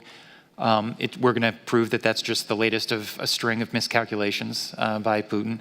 I think, as Lieutenant General Sims noted, what we have prioritized has adjusted across the course of the war. So in the initial period of the war, when it was essential for Ukraine to win the Battle of Kyiv and to use systems they could get right now, right away, we emphasized anti-armor systems like Javelin, man-portable air defense systems, loitering munitions, drones, Soviet legacy ammunition, artillery, and air defense systems. As the conflict shifted to the east, we focused on NATO standard artillery systems and also providing them HIMARS and the GMLRS. This winter, we've focused on more advanced air defense systems, so think NASAMS, Patriot, but also armored and mechanized systems to help them change the dynamic going into the spring and summer. And so we will continue that process as we move forward, as Ukraine's needs change. And I do think it is incumbent upon all of us to think about what Ukraine needs over the medium term to make sure they can defend whatever territory they claw back from the Russians and deter the Russians from going at it again when and if there's a halting to the fighting or a peace settlement, or even if there isn't. And so the department is focused on constantly iterating on that analysis. Do you think we're succeeding to that end? I think we are. Look, I think that if we're all honest with ourselves about where we thought things would be a year ago when Russia launched this invasion, I think it was a pretty dire, pessimistic assessment. And while I don't know how the war is going to end, I think we already know one conclusion for sure, which is that Russia has lost. Russia has lost. They intended to take over all of Ukraine. That didn't happen. It's not going to happen. They intended to divide NATO. NATO is stronger. They intended for Russia to emerge out of this war a great power in a multipolar world. They will emerge from this conflict a shattered military power. And so, again, I don't know exactly where the final lines will be drawn when this conflict comes to a close, but I know our policy has been successful in keeping a sovereign, democratic, independent Ukraine alive and ensuring that Vladimir Putin suffers a loss. Thank you, Dr. Kahl. Mr. Chairman, I yield back. I thank the gentleman. Chair, and I recognize the gentleman from Florida, Mr. Gates, for 5 minutes. Mr. Storch, you're our watchdog. Ukraine has a corruption problem, right? There's a long history of issues with corruption in Ukraine. Infrastructure minister arrested for stealing $400,000. Deputy head of Zelensky's office can't explain where the sports cars came from, so he had to resign. Deputy defense minister resigned over contracting corruption, but the defense ministry put out a statement that his resignation was a worthy deed. And the wife of a former Ukrainian politician was found with $22 million in cash crossing the border into Hungary last year. Seems as though a lot of the zeal for enforcement of the anti-corruption efforts seems to align with the Republican control of the House of Representatives in our country. Maybe that's a coincidence. But let's get to this end-use monitoring you testified to. The Arms Control Act of 1996 requires end-use monitoring for certain defense articles that are sold or leased, right? Correct. And there's no feature of anything we've passed that exempts what we've given to Ukraine from those requirements in the Arms Control Act, right? Not exempts. There are different provisions as to how that plays out in different circumstances. That is controlling law, controlling policy. And here's the upshot. As you testify here today, you cannot testify, truthfully under oath, that the DOD has complied with the policy and law regarding end-use monitoring during all times of this conflict. Isn't that right? So I want to be careful here when I respond to you, Congressman, to make sure that I'm clear. We are conducting a series of evaluations that look at the controls that DOD has in place to ensure that they are taking the steps that are required. I get all that, but here's the operative question. We haven't complied with end-use monitoring according to the law with everything we've sent to Ukraine to date, have we? So our 2020 report, which is our last public report on this, made a number of recommendations. All of those have been met. I know, but you're sort of dodging the question. You cannot testify that we have complied with the end-use monitoring requirements at all times during this conflict, can you? So we have an ongoing evaluation right now. I get that it's ongoing. I'm looking backwards. You cannot testify that everything is complied with the law and the end-use monitoring, can you? So some of that gets into the classified report that we issued previously. But I think everyone watching this could see that if you could testify to that, you would. You're citing a classified report. I don't know why that report's classified. I think the American people deserve to know if this 1996 law is being followed or not. You can't testify that it is being followed, and so I think they can draw reasonable conclusions from that. Do we have, Dr. Kahl, do we have DOD personnel in Ukraine now? We do. We have a couple dozen at the embassy. Other than the embassy, any other personnel?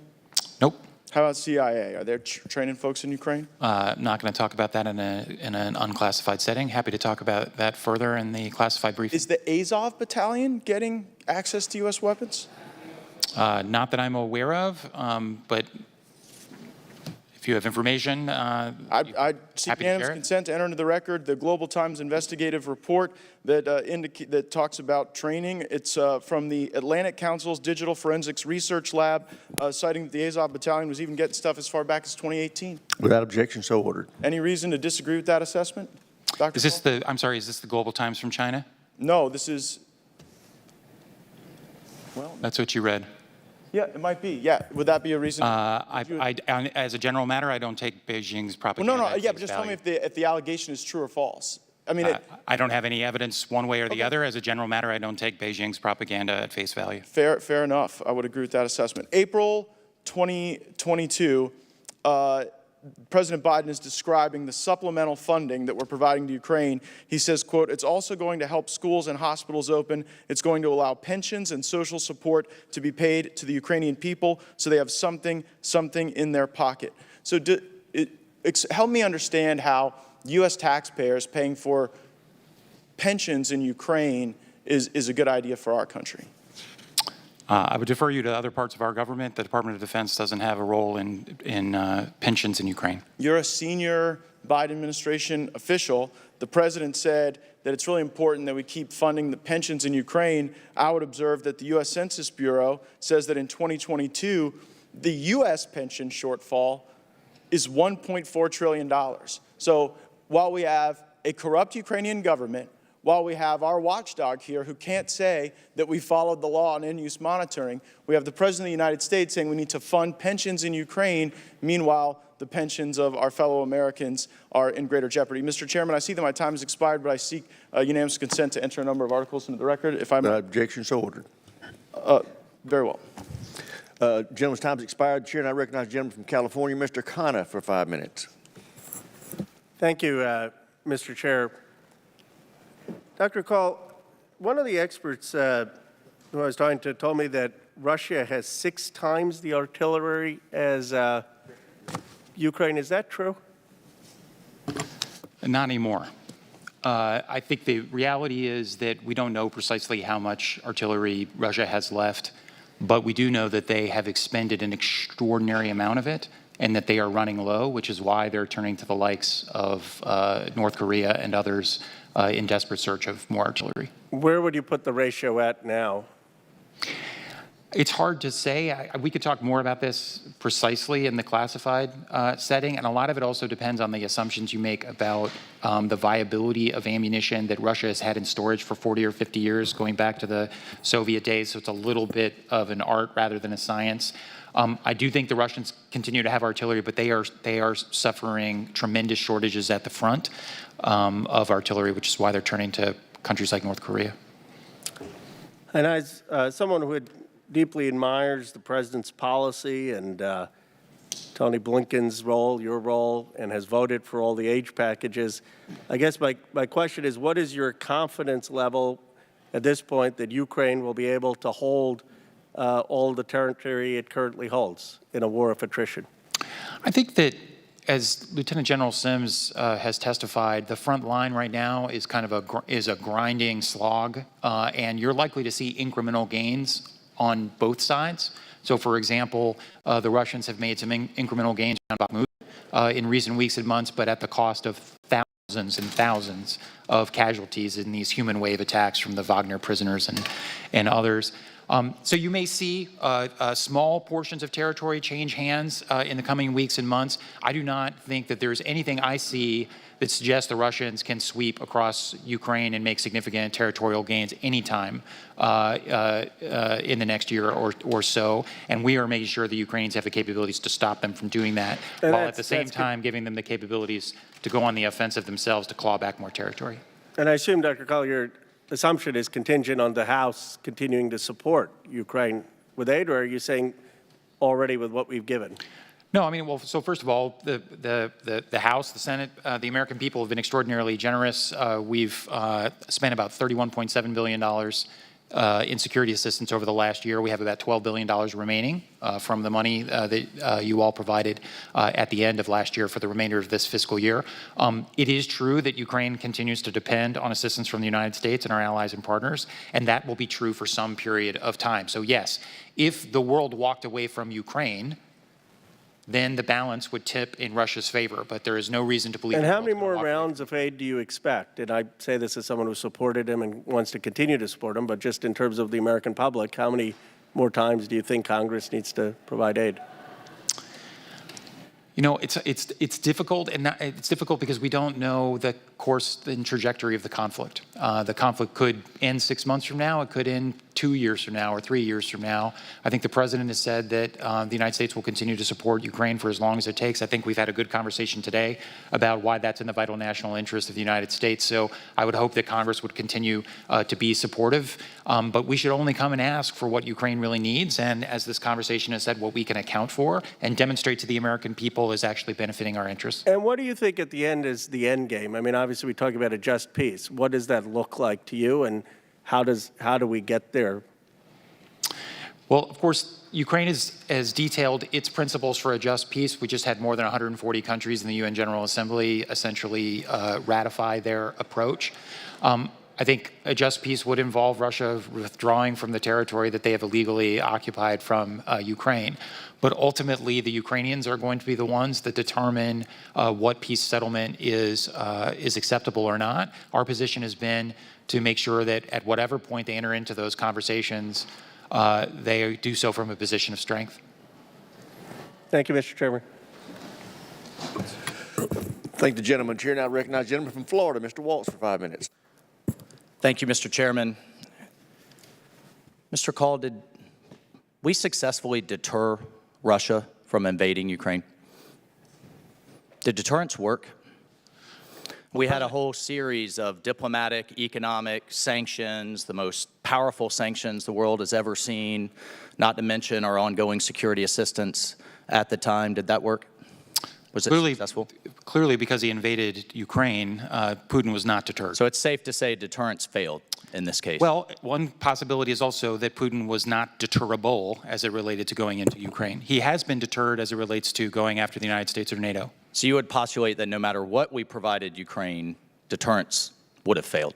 I actually think that our intelligence community is split on this view. Their assessment was that almost no amount of weapons prior to the conflict could have deterred Putin from going into Ukraine. Well, I asked this in the sense that I was in Ukraine the month before. And at the time, the answer that the Ukrainians were receiving, that we received, was that Stingers, too escalatory, anti-ship missiles, too provocative, long-range artillery, certainly off the books and improbable.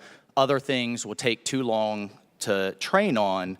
And what we've seen is Stingers too provocative, then we provide them. Harpoons too provocative, then we provide them. HIMARS can't do that, then we give them. Patriots, absolutely not, then we give them. Tanks, Bradleys, heck no, takes too long. Now here we are a year later, we're providing them. I think, as we're patting ourselves on the back, providing an ally the arms they need to defend themselves, if we've decided it's within our interest after entire cities and whole regions have been devastated, probably isn't a good strategy. Would you agree with that? Well, we did provide hundreds of millions of dollars in assistance in the months leading up to the war. And then, of course, Congress... Actually, if we really rewind the clock, starting in 2014, we provided only non-lethal aid until 2017. Was that a mistake? Well, I was then National Security Advisor to then Vice President Biden, and he favored providing lethal assistance like javelins. That's everybody knows that. And the Obama administration made a different decision. Was that a mistake? I think in retrospect, we should have provided them javelin missiles. That's been the position of then Vice President Biden. The Trump administration then provided.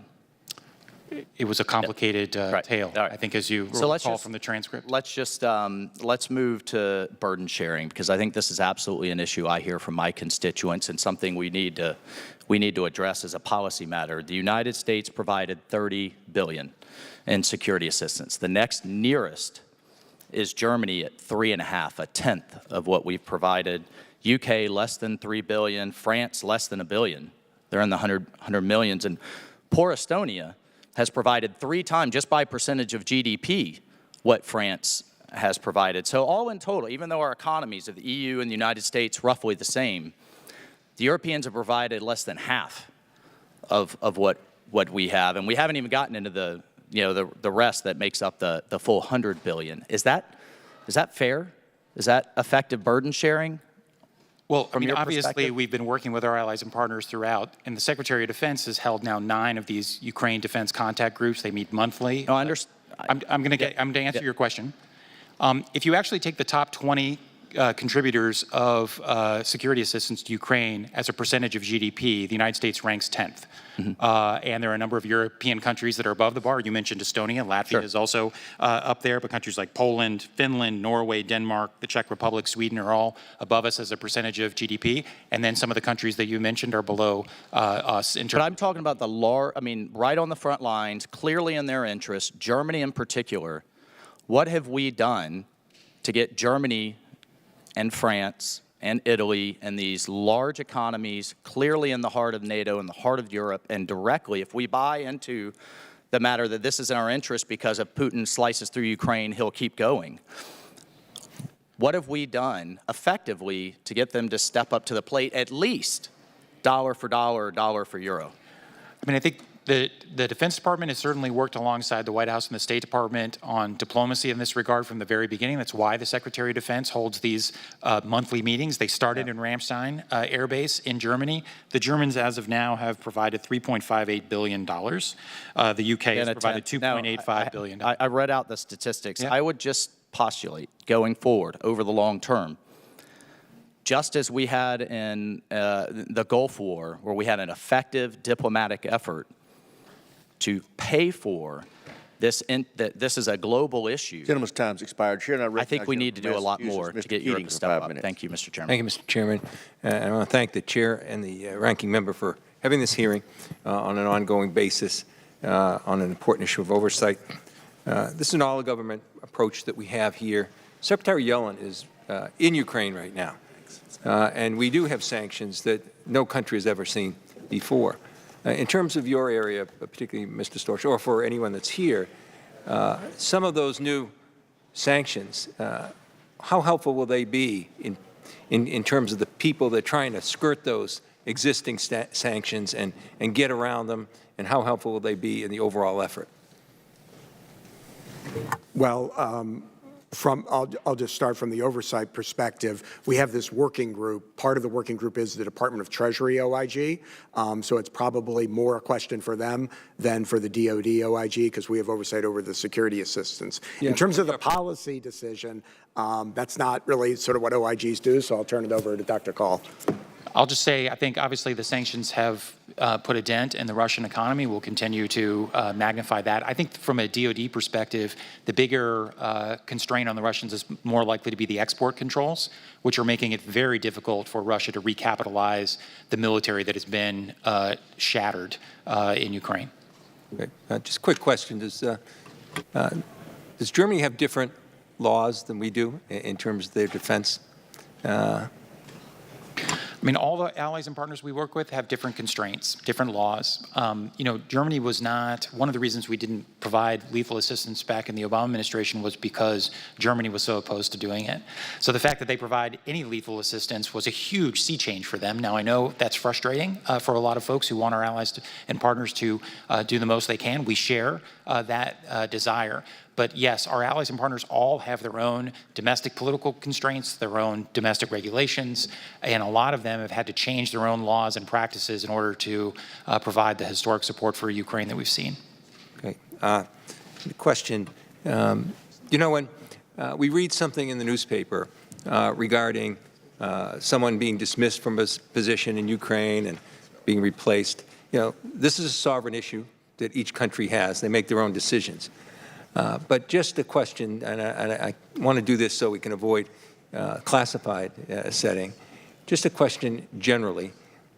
If those decisions are made and they do deal with something that would be a concern in our oversight and everything, is that communicated to the U.S. and their allies informally? I would say sometimes we're aware of the moves before they happen, and sometimes we're aware when we read about them, just like you do. I think the point from our matter of U.S. policy is that that the importance of getting after corruption in Ukraine or anywhere else is at the top of our points of emphasis with Ukrainian leaders. I do think they are taking these issues seriously. I think it's a problem they're going to continue to work on, but the fact that they're making any progress in the midst of this existential fight, I think, is quite remarkable, frankly. Yeah, thank you. Mr. Storch, just an observation. I was a prosecutor before I was a member of Congress. And, you know, when there's a line of questioning that occurs, and your job is one of monitoring and an ongoing investigation, whether something's there or not, but you're in the process of doing it, and you're asked a question publicly about what the outcome of that might be before it ever occurs. That must put you in a very difficult position to answer a question, and it might give the perception you're not answering the question when indeed you're not able to answer the question if you're doing your job properly. Do you want to comment on sometimes on the difficulty of that line of questioning when it's posed in a public setting like it is here? I appreciate very much the observation, and that's exactly right, obviously. You know, our job in the IG community is to do independent oversight, and as an old boss of mine used to say, we hit it right down the fairway. I can't do that in golf, but my office does that in oversight. And so we're looking at these issues, we're trying to determine what happens, and we're going to report out as transparently as we can, but to try to get ahead of an ongoing audit or evaluation or to talk about, I can't even begin to speculate about investigations, puts us in a very difficult position. So I appreciate the sensitivity. If I can on corruption, I'd just add, when I was over in Kyiv, that was one of the things we really emphasized, both myself and my counterparts from the other two OIGs, and we met with everybody up to the Prime Minister and down the Minister of Defense and others, the importance of ensuring that corruption was being addressed and that we're being transparent about it.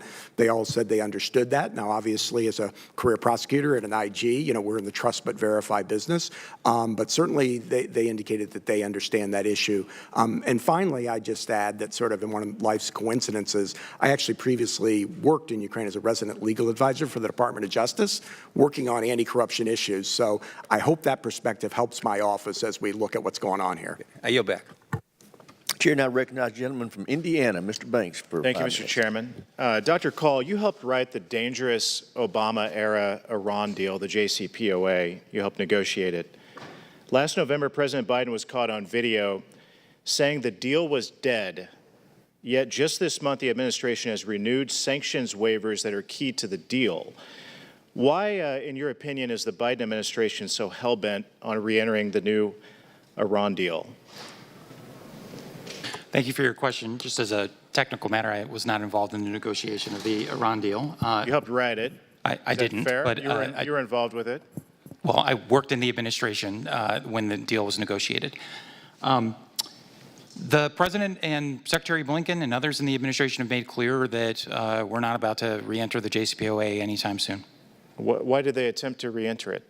Well, because Iran's nuclear progress since we left the JCPOA has been remarkable. Back in 2018, when the previous administration decided to leave the JCPOA, it would have taken Iran about 12 months to produce one bomb's worth of fissile material. Now it would take about 12 days. And so I think there is still the view that if you can resolve this issue diplomatically and put constraints back on their nuclear program, it is better than the other options. But right now, the JCPOA is on ice because there was an arrangement on the table last summer that the Iranians were not willing to take. And of course, Iran's behavior has changed since then, not the least of which their support for Russia in Ukraine, which is the subject of the conversation here today. So I don't think we're on the precipice of re-entering the JCPOA. So you're declaring defeat for the new Iran deal on behalf of the Biden administration? I think our view, actually, I'm just stating what both the President and the Secretary of State have already said, which is that the JCPOA is not on the horizon in the near term. The administration's position remains that a diplomatic deal to put constraints around Iran's program remains the best alternative to prevent Iran from getting a nuclear weapon. But the President has also made clear that his policy is that Iran will not get a nuclear weapon, period, and that if a diplomatic outcome is not possible, that we have other options to deal with that problem. So does it concern you that Putin and China are on the side of negotiating the same deal that you helped craft during the Obama administration? There are no active P5+1 negotiations, so China and Russia being at the table or not being at the table are not terribly Can you germane. shed light for us on why we tapped Russians to help negotiate on America's behalf in the renewed negotiations during the Biden administration? It's not clear to me what you're referencing, but I think that during the Obama administration, at least, the Russians were able to compartmentalize differences that we had in some areas and the common view of not wanting Iran to get a nuclear weapon. I think we're not in the same place right now because the Russians, because of how badly they're doing in Ukraine, are becoming increasingly dependent on Iran, and therefore I think are a lot less likely to put pressure of any kind on Iran to accede to any diplomatic agreement because they're trying to get Iran to ship them more drones, missiles, and other capabilities. In 2021, did you expect the invasion of Ukraine? In 2021, in 2021, we warned the world about. I'm sorry? You expected it? You anticipated it? Beginning in the fall, I think it's of public record. Beginning in the fall, we had very good intelligence that Vladimir Putin was putting the pieces in place to be able to carry out a large-scale invasion. We began to downgrade, declassify, and share that information with the world in the fall of 2021. Then why, shed light for us, then why did the Biden administration lift sanctions on Nord Stream 2 if we anticipated it? Well, I think the timelines are different in those. You should correct me if the record is different. I believe the Nord Stream conversations were several months before. And largely that was in order to stay united with Germany, but also to give us a leverage point. In fact, what's interesting is that had that not gone forward, the ability of Germany to then essentially walk away from the deal would not have been effective punishment or leverage over the Russians. But these were not linked in time. In hindsight, should we regret that decision to lift those sanctions? You know, I work at the Defense Department. I wasn't involved in any of those deliberations, so I'd really defer those questions to the Treasury Department and the State Department. I don't have an opinion on that conversation. No, I don't. Okay, thank you. I yield back. Thanks. Chair now recognizes a gentlelady from Pennsylvania, Ms. Houlihan, for 5 minutes. Thank you, Mr. Chair. I've been a staunch advocate for providing support to Ukraine since President Putin's unjustified invasion just about a year ago. Given my past in the Air Force, it probably isn't a shock to anyone that I'm particularly advocating for the transfer of American aircraft. In fact, I started doing that in April of last year, and most recently in a letter with my colleagues from the Four Country Caucus. We asked President Biden to transfer specifically F-16 aircraft to the Ukrainian military, as President Zelensky requested. I understand that on Friday that President Biden said in an interview that Ukraine, quote, doesn't need F-16s now, and on Sunday, NSA advisor Jake Sullivan emphasized that, quote, F-16s are a question for a later time. Last year, I also proudly co-led a bill with our former colleague, Rep. Kinzinger, to authorize funding to provide training for Ukrainian fighter pilots, recognizing that, of course, training may need to happen before they are ready to fly our jets, and in the event that we ultimately do transfer them. We submitted this language for inclusion in last year's NDAA, and the final law included that language authorizing the United States to provide training for Ukrainian soldiers, both on manned and unmanned aerial capabilities, including tactical surveillance systems and fixed and rotary aircraft, such as attack, strike, airlift, and surveillance aircraft. So my 2 or 3 questions for you. Undersecretary Kahl, in your written testimony, you noted that you have expanded U.S.-led training of Ukrainian air forces on combined arms and joint maneuver operations. Could you speak to whether or not this training included aircraft such as authorized by the fiscal year 23 NDAA? That's my first question.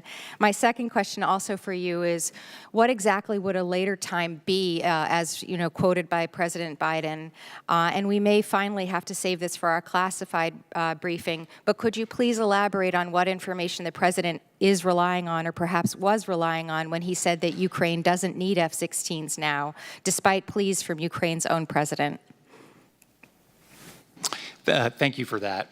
So, no, we have not started training on F-16s. Our assessment is that a delivery timeline for F-16s, even on the most expeditious timeline, and the training timelines are essentially the same. That is, they're about 18 months. And so you don't actually save yourself time by starting the training early in our assessment. And since we haven't made the decision to provide F-16s, and neither have our allies and partners, it doesn't make sense to start to train them on a system they may never get. I mean, they could end up getting British Tornadoes or Gripens or Mirage aircraft, and therefore you wouldn't want to train them on F-16. So it just, in our judgment, is not the appropriate time to start training.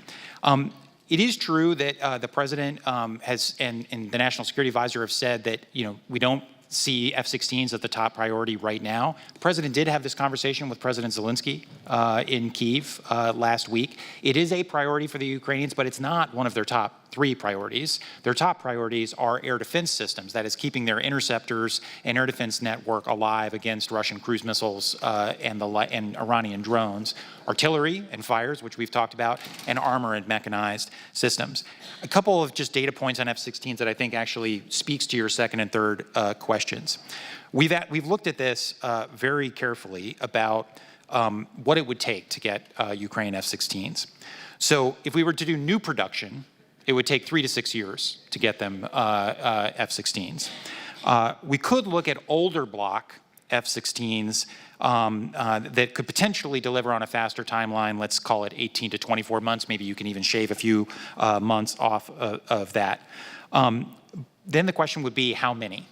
The Ukrainians have at times asked us for as many as 128 fourth-generation aircraft, a mix of F-15s, F-18s, and F-16s. Our Air Force estimates that over the long term, Ukraine would probably need 50 to 80 F-16s to replace their existing Air Force. If you did that with new F-16s, so say Block 70, 72s, that would cost $10 or $11 billion. If you did it with older Block 30 or 32 aircraft, and let's imagine you only did half, 36 of those, it would still cost $2 to $3 billion. And just as a reminder, that would consume a huge portion of the remaining security assistance that we have for this fiscal year. So these are the trade-offs that we are making in real time. Would it make sense to spend $3 billion on a capability that will arrive a year and a half from now when that $3 billion is needed for Patriot interceptors or more Bradley fighting vehicles or more 155 millimeter ammunition or more Gimlers, et cetera, et cetera. And so that's the trade-offs we're making at the moment. I'm nearly out of time. I appreciate that. I guess my only concern is when we started talking about this 10 months ago, 10 months has gone by, and so I just don't know when the clock should start. And when we see that this... Gentlelady's time's expired. Chair, I appreciate it. I yield back. Gentleman from Louisiana, Mr. Johnson, for 5 minutes. Thank you, Mr. Chairman. Thank you all for being here. Very important topic, very timely. I had a couple more questions about the end-use monitoring for Mr. Storch. Your office published a report in October stating that the Department of Defense was unable to provide in-use monitoring in accordance with DoD policy because of the limited U.S. presence in Ukraine. So the report identified the challenges that the DoD personnel who are responsible for conducting in-use monitoring and enhanced in-use monitoring face when there is no U.S. personnel present, or at least limited presence there. Have we learned any lessons or discovered any best practices to improve that in-use monitoring in Ukraine despite the lack of people there on the ground? So to be clear, the report that was issued in October 2022 was a classified report, so happy to talk more in detail about that during the later session. I believe it's accurate to say that what the report did is it acknowledged the challenges that are faced in those circumstances, such as they were in Ukraine, and the steps that were being taken at the time to try to address those. And as I say, happy to talk more. The reason we initiated the current evaluation, and the reason I didn't want to get ahead of what we're finding, is that as the situation changes and conditions on the ground evolve, we want to go back, and we are going back and looking at what's going on now, what steps have been taken to try to adjust those challenges and where they are and how things move forward. And frankly, Congressman, given the importance of the issue, I think that's something we're going to be looking at as long as this goes on, right? And so that's where we are. And I think we agree we have to do that. We owe it to all involved. And I know that there are classified portions, there probably are unclassified things that you could discuss, but does the department have any concerns about the self-reporting that is coming out of Ukraine? So, specifically, Ukraine, we all know Ukraine has a documented history of corruption and government waste in the past. I know a lot of that has been being alleviated, but what gives you confidence that the Ukrainians are being entirely forthcoming and transparent with us when it comes to what we've seen so far? So, at some level, that's why we do these audits and reviews, right? Is so we want to look at the evidence and then be able to assess independently where things are. As I mentioned, I went to Kyiv. We met with the Prime Minister. We met with the Minister of Defense. They told us they understood the importance of addressing corruption. When we were out there, actually, coincidentally, a number of corruption cases had been announced. They very strongly pointed out those did not involve U.S. security assistance or U.S. assistance generally. But having said that, they were corruption cases, and the point they were making is they were trying to address them. So, as I say, I've got a long history. I've been going out to Ukraine and working out there on behalf of the United States government for more than 15 years, and in the anti-corruption area. And so, I hear what they're saying, and then we're in the trust but verify business. And the way we do that on this issue is by doing these evaluations that look at what's actually going on. Because again, there's sometimes a misunderstanding. We at the DoD OIG, we don't go out and count the missiles, right? We don't do the monitoring. It's up to the DoD to meet the requirements of the law and the policies that implement it regarding monitoring, and then we do oversight to make sure that's happening, that it's happening in accordance with the law and it's happening appropriately, and we make recommendations to help the DoD to improve that. So that's the process we're engaged in now, and as I say, I think we're going to continue to be engaged in. There's just some inherent challenges, as we're acknowledging, when we don't have DoD personnel there. So we want to ensure, of course, that sensitive weapons end up where they're supposed to be. Do you think that we need U.S. inspectors on the ground to do that, or I mean, we're trust but verify? What are the details of that? I guess. I'm sorry. Do you mean from my office or DoD personnel? Well, U.S. inspectors. I can talk to that a little. Okay. I can talk to that a little bit. So first of all, we're not just taking the Ukrainians' words for it. They provide us information on their inventories, their transfer logs. We have provided them handheld scanners. That data gets transmitted directly back to us so that we can keep custody. We have shared NATO standard inventory and logistics software, which we also have access to that data. And then, of course, we do have a presence at the embassy. We have an Office of Defense Cooperation, and they have done 6 different site visits out from Kyiv. These are day trips. It's a dangerous place, and we don't have outposts across the country. And they have seen no signs of diversion or that the Ukrainians are not following procedures. So, look, this is an active combat zone, and it's not like Iraq and Afghanistan where we have thousands of soldiers all over the country. So there are inherent restrictions, but we're trying to maximize the use of technology and the people we do have on the ground to get the best site picture as possible. And then, of course, the IG will do oversight to make sure we're doing our job the right way. General time's expired. Chair, and I recognize the gentlelady from New Jersey, Ms. Sherrill, for 5 minutes. Thank you, Mr. Chairman, and thank you. I recently met with many of our NATO allies and members of the Ukrainian parliament, and 2 things really became clear. One is that U.S. leadership has been effective. We have overseen a lot of the support for Ukraine, and our allies appreciate that, as well as our intelligence sharing. I don't think your microphone's on. Yeah, you might want to borrow Miss Escobar's or Miss Lotkins. Steal Miss Lotkins. There you go. Thank you. I was saying that 2 things have really become clear. U.S. leadership has been instrumental in this fight, and that has been noted by our allies across the world and appreciated. But sadly, what's also become clear is the broad-scale use of war crimes by the Russians, kidnapping of children, over 6,000 verified cases, and that's simply what we are able to verify. I'd say that's very low. Rape of mothers in front of their children, young children, rape of daughters and mothers, as I'm hearing from my Ukrainian community as they come into the district, targeting of civilian infrastructure. And so it becomes clear, and when you hear from the Ukrainian parliamentarians, you hear that they believe this is an attempt by the Russians to demoralize them, to make them want to quit this fight, when in fact it has had the opposite effect, an understanding of why this fight is so important. And so that is why we on this committee take our job so very seriously for making sure that we can support Ukraine. And the only way we can continue to do that effectively is with the support of the American people. And so our understanding of the oversight, our understanding of how Ukrainians are overcoming their history of corruption is so important so we can convey it. And I really appreciate your explanation of all of the measures we have in place, but I don't think what is coming through is what I heard when I was on the ground in Kyiv from the embassy, that they are seeing all the weapons that come in get to the front. They are getting pictures of those weapons on the front lines. They are seeing them in use. They feel very confident that the weapons that we provide them at the border of Poland are in fact making it to the front, and we are certainly seeing their effective use time and time again.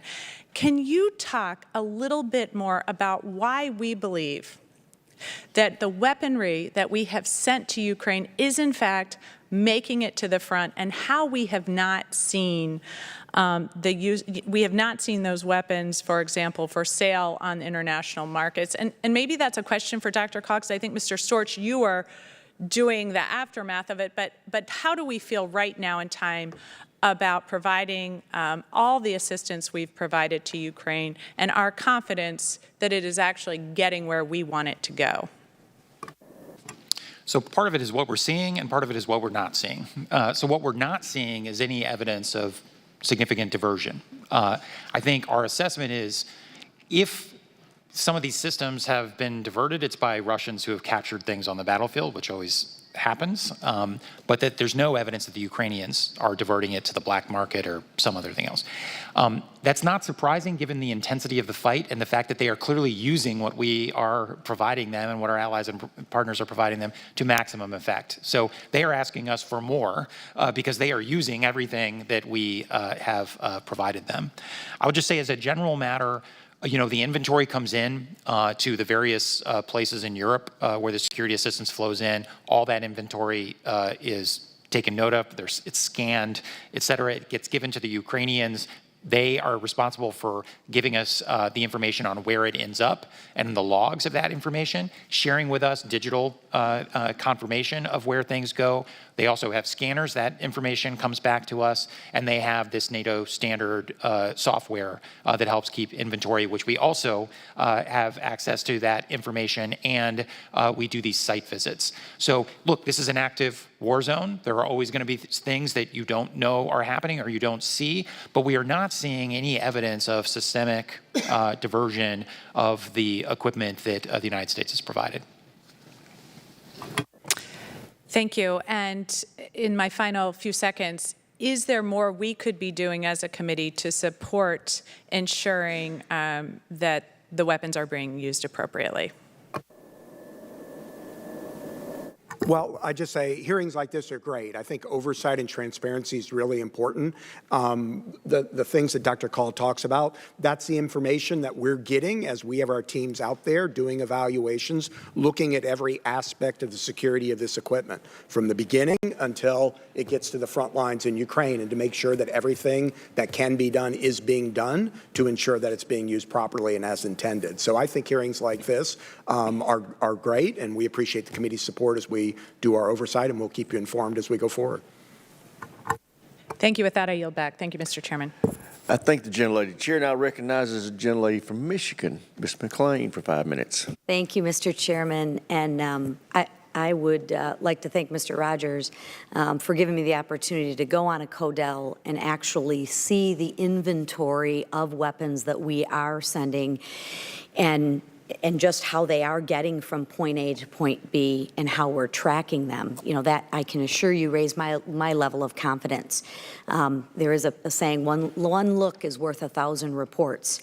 But I want to shift gears for just a moment, because although I think we're doing some things very well, I think we need a little bit of a reset with the American people, or I should just say my constituents in my district. They've been raising concerns with me about our involvement in this war. They're worried that we're getting dragged into a never-ending war with no clear and precise outcome that has been, in their opinion, right, or perceptions, 90% of reality, that has a clear end in sight. They believe that we're spending money and resources on a fight overseas rather than getting our own fiscal house in order. If you could, and anyone can answer, in simple terms, just lay out to the American people the reasons why it is so important for Ukraine to defeat Russia in this war, particularly from the eyes of the Americans. So what is the implications for the United States if Russia actually does defeat Ukraine? I think the implications would be both in Europe and felt around the world. The United States did get dragged into 2 world wars in Europe because aggressors weren't stopped. Aggressors, initiated their conflict. The free world didn't hang together. Aggressors weren't deterred. They weren't stopped. And so the United States eventually was dragged into those conflicts. And we don't want to see that happening again. So it's a deterrent, and I don't mean to put words in your mouths, but it's more of a deterrent so we don't end up into a world war. I think it is to demonstrate to other would-be aggressors that if they engage in the type of aggression that Russia has, they would face similar consequences. And I think it will matter very much, for example, if you're sitting in Beijing wondering about crossing the Taiwan Strait, you will ask yourself, if I do that, will the world react like they did when we went after and absorbed Hong Kong, which was to just kind of look the other way, or the way the world reacted in Ukraine? And if it is the latter, then aggression across the Taiwan Strait is a lot less likely. And can you expand on that, sir, just a little bit more? What would a Russian victory or defeat mean for China? Well, I think, first of all, Russia is China's closest ally. They, of course, signed a strategic partnership without limits shortly before the war. We have seen growing indications that China might be considering providing Russia with some assistance, lethal assistance, which would be very troublesome. So China has a stake in the outcome here. But also, I think China would, they speak a lot about the importance of sovereignty and territorial integrity, but frankly, China would benefit greatly from a world that allowed big powers to gobble up their small neighbors. And would you care to comment, what would the loss of Ukraine mean for NATO? Well, first of all, Ukraine's not going to lose. There will be no loss of Ukraine. I think Vladimir Putin hoped that would happen. It hasn't happened. It's not going to happen. Ukraine continues to maintain most of its territory. They're fighting tenaciously. The Russians do not have the capacity, in my view, to take over Ukraine.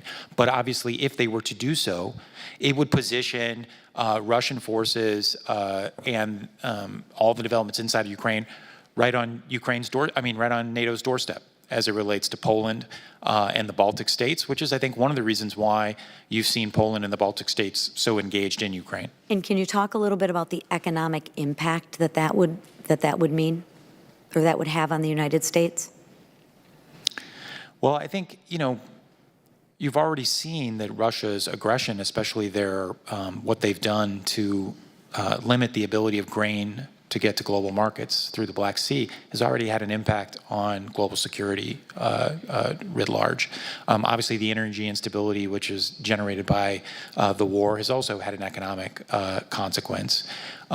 So I think the war is already having significant consequences because of Russia's aggression, and had it been unchecked, I think those consequences would have been worse. And we'd have been farther along. Thank you. With that time, I yield back, Mr. Chairman.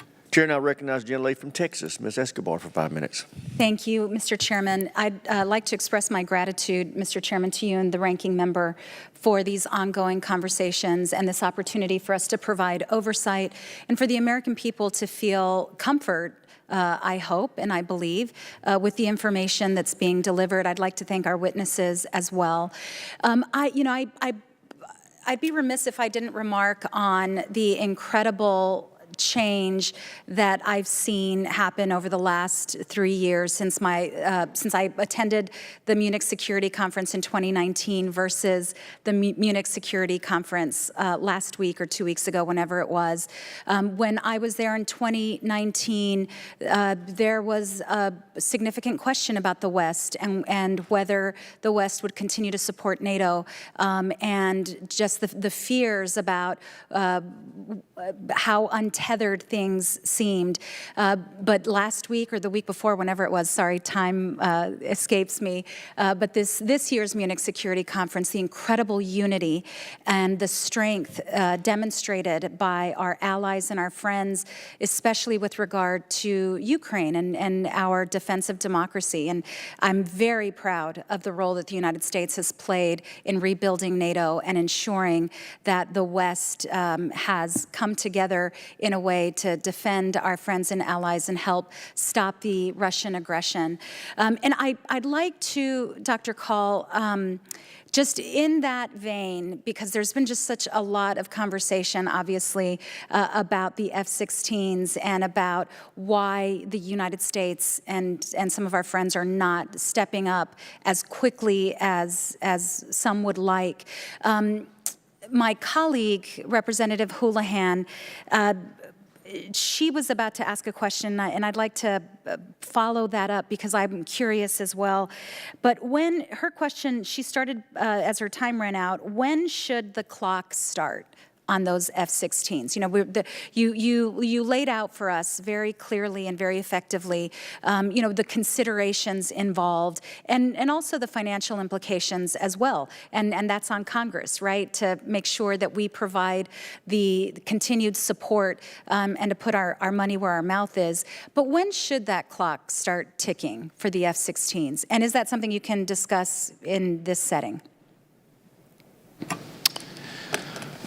Look, I think it is, you know, a more modernized Ukrainian Air Force will be important in the medium and long term for Ukraine to continue to defend the territory that it claws back and to deter Russia in the future. So I think there is a medium to long term requirement. The challenge, of course, is even if it was a short term requirement, we couldn't get it to them immediately anyway, and we don't assess that it is the highest short term priority. And by the way, neither do the Ukrainians. The Ukrainians' priorities are air defense systems, so they're integrated air and missile defense systems, artillery and fires, armor and mechanized. And because every dollar you spend on one is a dollar you can't spend on another, there are real trade-offs. Obviously, Ukraine is going to continue having conversations with us. As I said, President Zelensky discussed this with President Biden in Kyiv last week. Zelensky has had similar conversations with our UK and French allies. The UK has announced an interest in starting to do some training, so we'll see where that leads. There are other countries in NATO, the Netherlands, Denmark, Norway, I think, that have talked about potentially F-16s that they may be offloading as they upgrade to F-35s. So I do think this conversation will continue. As I sit in the Pentagon, and I have to say, what does Ukraine need right now to stay in the fight and turn the tide against the Russians in the first half of this year, which I think is going to be decisive for the conflict? It's just hard for me to tell any member of Congress or the American people that the best use of that dollar spent right now is on F-16s. Thank you so much, Dr. Kahl. And I only have a few seconds left, but I am wondering, in terms of the replenishment of U.S. stocks, is the department looking to utilize critical technologies such as additive manufacturing to fill some of those gaps? Sorry. I think the short answer is yes, but I think it's probably better for us to arrange a briefing by our acquisitions and sustainment folks to really go through the kind of the multi-layered approach that they're taking to this, because they're the real experts on that. Great. Thank you, Mr. Chairman. I yield back. Chair, and I recognize the gentleman from Texas, Mr. Fallon, for 5 minutes. Thank you, Mr. Chair. You know, our aid packages to Ukraine have included light tactical vehicles like Humvees. I've been a staunch supporter of the Humvee upgrade. You know, when we had to retrofit the Humvees because of the risk of IEDs, of course, that made it top heavy, but we have the ABS and the ESC rollover kits that prevent that. You know, we've lost too many men and women to rollovers, and a lot have been injured as well. So at the beginning of this fiscal year, approximately 40,000 Humvees that are either new or like new were in our fleet, hadn't received the anti-rollover technology. And my question for the witnesses is, when we're sending Humvees to the Ukraine, and where are they coming from? And more to the point, are we sending Humvees that have already been fully upgraded with the anti-rollover technology? Or are we sending Humvees that are slated to get this upgrade? Or are they coming from the demilitarized vehicle stockpile? I might ask General Sims if I don't actually know the answer to that question, but DA may, or we may have to take it to come back to you. Sure, I will have to come back to you. We'll bring that answer back to you. I'm not quite sure. Okay, because we have Red River Army Depot that does a lot of this work, and they're starving at the vine, and we've got 40,000, units that need this upgrade, and I'd really like to get that in, because it saves about $12 billion rather than buying brand new ones to retrofit the ones we already have. So we want to always be good stewards of taxpayer dollars. So for the witnesses as well, one of the initiatives we've been working on in our office with our colleague, our friend from California, Mr. Panetta, is our Ukraine Human Rights Policy Act, and this legislation would take concrete steps to hold Russia accountable for their atrocities that they're committing in Ukraine. So what evidence of war crimes have you seen in Ukraine, including any committed by the Wagner Group? And as the war rages into its second year, what can be done to hold Russia accountable for their actions? And then what can be done during reconstruction? I think our colleagues at the State Department would probably be better at cataloging all of the horrors, but we've all seen it. There's been a systematic targeting of civilians in Ukraine, clearly a callous disregard for civilian welfare. But this winter, the targeting of critical infrastructure, literally intending to starve and freeze tens of millions of people for no military purpose other than to try to compel the Ukrainians to give up, but certainly in violation of the laws of armed conflict. We've seen Russian troops engage in terrible atrocities, killing civilians, killing detained forces. And of course, we've also seen the deportation of Ukrainian children back to Russia, which is among the most heinous of war crimes. Doctor, how many are we talking, you think, roughly? Thousands, but beyond that, I don't have the numbers in front of me. I would encourage you to get a brief from the State Department. They have cataloged all of that. General, as far as the Wagner Group goes, do you know any more specifics on that? Could you shed some light? Sure, I don't. Again, as Dr. Kahl said, I think the State Department could answer that better. But as you and the rest of the country have seen, we're certainly concerned with what we see reported in the news. And just as, and I don't mean to segue, sir, but there was a comment earlier about about Russian atrocities or Russian acts. I think what separates our military, what separates Western military, certainly from the Russians, is our concentration on treating people, the way they should be treated, with dignity, on the laws of armed conflict that Dr. Kahl mentioned. And I know that we work hard to talk to the Ukrainians about the same things. Is Russia a signature, General? Do you know? Or is it a signature to the Geneva Convention? Sure, that's a great question. Just kind of thought about that. I don't know. So if they are, and even if they weren't, the Geneva Conventions are treated as customary international law, and so binding even on states that don't sign up to them. And General, is it your professional opinion that the Wagner Group is something you'd be more concerned about because they're not Russian military regulars? So I think the Wagner Group is given plenty of reason to be concerned. I mean, the fact that they're recruiting members from prisons certainly gives an indication of what kind of character that they're willing to recruit. General, they say they're not doing that anymore. Yes, sir. Should we believe them? Sir, I'm not sure I would trust the words that are coming from the Russian side right now. So you're saying, in effect, that authoritarian regimes should not be taken at their word, regardless of whether it's, say, in Beijing or in Moscow?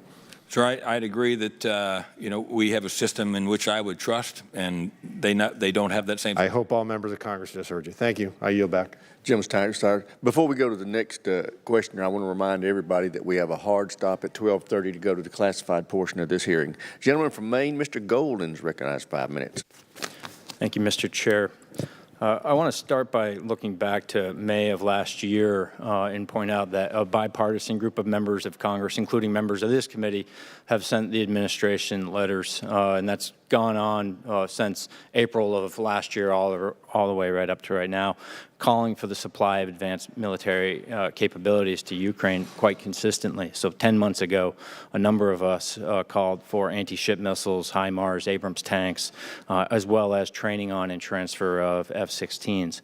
About 5 months ago, once again, bipartisan group of members of this committee called for a long-term defense commitment to Ukraine to include surface-to-air missiles, MLRS, anti-ship missiles, howitzers, and again, training on and transfer of advanced aircraft such as the F-16. Now, in my opinion, these letters represent differing opinions, policy opinions, about the speed at which the United States should seek to deliver advanced fighting capabilities to the battlefield in Ukraine. Now, I really appreciate the conversation that's been going on, just thinking about things such as F-16 or ATACMS or previously Abrams or HIMARS. I think what we have seen is that there are sometimes policy questions and debates and differing opinions. Then there are logistical challenges, maintenance, and the training and capabilities of the Ukrainian fighters themselves, different than policy opinions of a differing nature.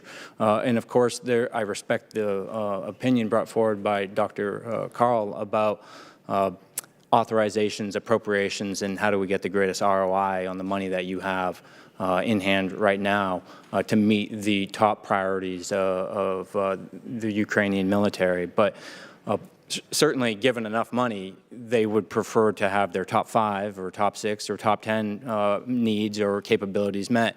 And the conversation about authorizations and appropriations is really, I think, a question for Congress.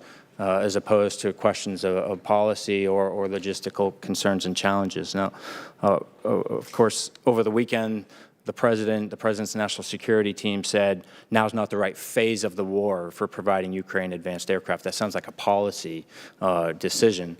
And they have also pointed out that the assessment of military commanders advising the President is that we need to focus on tanks, armored personnel carriers, and infantry fighting vehicles and such. I don't think anyone disagrees with that, sir. And you've articulated really that this is about how much money do we have now, what's the greatest need that they have.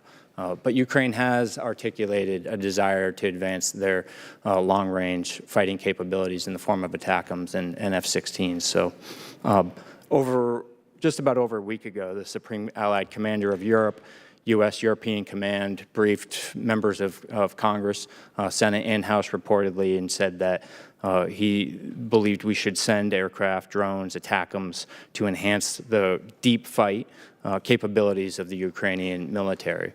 Setting aside all the concerns about logistics or maintenance, or the readiness of the Ukrainian military. General Sims, would you agree with his assessment that this would help Ukraine to win the war ultimately? Sir, I have no doubt that the continued provision of advanced conventional weapons would help Ukraine on the battlefield, no doubt. And I certainly have been extraordinarily impressed, as most have, with General Cavoli's work in Europe. On this side of the Atlantic, the conversation continues to be around certainly about policy decisions, but in our conversations with the Ukrainians, as recent as yesterday with General Zelensky and the chairman, we do hold fast to the view that what they need right now are the things in front of them. That F-16s, as an example, would not help them today, but things like air defense, artillery, fighting vehicles, tanks is what we need to ensure we're providing. So you don't agree with the EUCOM commander that possession of F-16s and ATACMS and other long-range capabilities would help them to win the war? No, sir. I think that advanced conventional weapons would help anybody win a war. Absolutely. Yes, is there a policy objection to giving them longer-range fires at this time?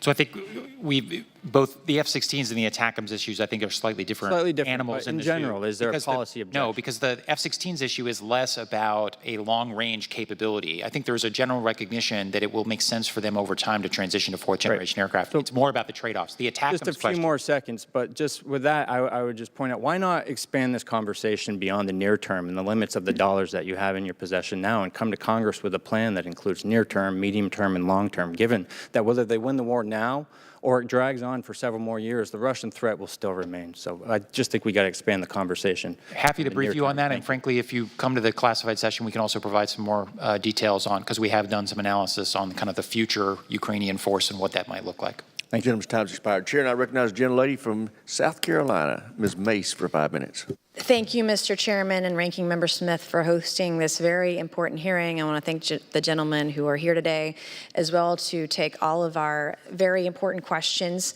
We're here to address a critical matter of national security and foreign policy in regards to Ukraine, the need for oversight of assets, weapons, munitions, and other aid, lethal aid being provided to Ukraine. The invasion of Ukraine by Russia has highlighted the critical need for rapid aid aid and support that we're providing to that region. The conflict has resulted in heavy losses for both sides, but we've seen the Ukrainian forces, they've demonstrated their resilience and ability to conduct offensive operations, I believe, over the last year to everyone's surprise. There's no price for resiliency and their belief in their freedom and their fight for freedom. They've been on the world stage, I think have encouraged and inspired many folks around the world. However, their capacity to defend their sovereignty and security is dependent on receiving timely and effective assistance. In particular, we've seen a troubling pattern of delays and bureaucratic hurdles, policy decisions that have slowed the delivery of aid to Ukraine. I've witnessed this firsthand. I've witnessed the State Department slow rolling in some cases, particularly at the beginning of the invasion of Russia into Ukraine. And it's my belief in the meetings I've had, both publicly and privately, and in the SCIF, that Ukraine just doesn't have a lot of time. And we want to make sure that our investment in their fight, that they're going to win. It's more important than ever seeing what Russia's trying to do. They want to now take away Poland's borders and other countries. Ukraine can't lose this fight, in my estimation. The situation in Ukraine demands urgent action, a commitment to ensuring the lethal aid and support be provided expeditiously. Congress and DoD need to take the steps to remove any hurdles or address them to ensure the necessary resources are available for Ukraine to fight for its sovereignty and security. Failure to do so would not only endanger Ukraine, but also undermine global stability, global security. And it's my estimation Ukraine is just, I believe, under the gun and just does not have very much time left in this endeavor. My first question is for Undersecretary Kahl. I'm concerned about the time it took for the U.S. to fully leverage some of our existing processes, like convening the Senior Integration Group for Ukraine, SIG Ukraine, to disperse military aid to Ukraine. And thinking ahead, China and Taiwan, we all know that China is watching. Are there any specific improvements you would make to the department's decision-making process to ensure the U.S. is proactively readying this important partner rather than simply reacting with support? Some of the lessons learned. How long did it take to stand up SIG Ukraine? Some of what you learned over the last year in this process. Thank you for that. And I'll just say we share your sense of urgency. And there's always going to be red tape, but we have blasted through a lot of it. And if you had, I think, told us a year ago that we could have executed on $31.7 billion in security assistance to anybody, I would have said that was bureaucratically impossible. And it's precisely because we tried to blast through as much red tape as possible. Most of that assistance has come through PDA, Presidential Drawdown Authority, and typically because we pre-position things and get our ducks in a row, a lot of that equipment starts flowing in within days of the president signing the PDA, and Lieutenant General Sims can talk to you more about that. In terms of our internal processes, we have two. We have something called the Cross-Department Working Group, which is essentially the group that my office runs, but it's got stakeholders from all the services, the Joint Staff, the combatant commands, et cetera, to rack and stack Ukrainian priorities and figure out the priorities for various PDA and USAI packages. So that's really about kind of teeing up for the Secretary, ultimately these recommendations that then go over to the White House. We then have the SIG process, which you How long did it take to stand up the SIG? You know, I'd have to get back to you on the exact date. I think the SIG was stood up within a couple of months of the. Is that fast enough, in your opinion? Well, I think that we've stood up a lot of processes that are new. Do you think that Taiwan has a couple of months? We already have a SIG for Taiwan. So to your point, stood up and ready to go. So it's all. It meets monthly, chaired by the Deputy Secretary of Defense. Excellent. And then on the working group, their cross-department working group, is that working better now than it has been before because of the urgency through Ukraine? Have you all learned over the last year how to improve some of the red tape, I guess? What red tape was removed to make it work better, faster, more in this case? Well, just traditionally, we've not Presidential Drawdown Authority has been used to provide things in the amounts of, hundreds of billions of dollars at the upper end, not tens of billions of dollars. So there was a lot of learning curve. Essentially, what we figured out was to make sure all the stakeholders were involved. You had an iterated process that culminates in a 4-star meeting that I chair about every 10 days, and then that pushes recommendations up to the chairman and the secretary, who then push those recommendations over to the White House. Time's expired. Chair, and I recognize the gentleman from North Carolina, Mr. Jackson, for 5 minutes. General Sims, good afternoon. I was wondering if you could help me help me paint a picture for my folks back home of what life would look like for Ukrainians were we to step aside, were we to withdraw our support, were the coalition that we lead to crumble upon our withdrawal of our support, and then were the Russians to gain a decisive advantage on the battlefield. What that would mean, and I ask you because based on your remarks, you said that the fighting has replicated the conditions that we saw during the First World War. There was a recent conversation about plentiful examples of war crimes that have been committed. And I think it's important for me in explaining my support to folks back home to give them a sense of what it would look like if our effort no longer existed. Could you help me do that, please? So, sir, I'll leave the geopolitical conversation to what Dr. Kahl was mentioning earlier. And I would tell you a couple things. First would be, as an American, this is what we do. I mean, this is what we do. This is what we've fundamentally done for decades. When people are wronged, we stand up for them. And in this case, the invasion of Russia, everyone has said it was illegal. Everybody says it was wrong. And that's what we do. And in this case, we came together with the allies in Europe in a way that we haven't done, really haven't done in the past 50, 60 years. I mean, so a year ago today, so we talk about a year ago on the 24th was the invasion. A year ago today, I deployed with my division headquarters as a division commander, 1st ID, to Central Europe. And I spent a lot of time in Europe, battalion commander, brigade commander. And so I've worked a number of times with our allies. I had never worked with our allies where the desire, the intent to work together was as firm as it was in the time I was deployed. That has not changed. I've been back multiple times. We were talking earlier about the contributions of our partners. There is more than dollars, I would argue, that is part of this. We have partners that have skin in the game, and so they may not be dedicated dedicating the same percentage of GDP, but in some cases are dedicating individuals who are making critical, really important contributions to what we're doing in terms of security assistance, intelligence, working in terms of advising and training with our partners. That's what we do. We're Americans. And when somebody says this is how the world should be and it's not, we say no. Dr. Kahl has talked about the rules-based order. Why is this important? Because after the Second World War, we came together with the majority of the world and said, this last 5, 10 years is not how we wish to live in the world. And we established the geopolitics that exist today. And we need to tell people, we need to do something when people go in the wrong direction. Why is it important to Americans?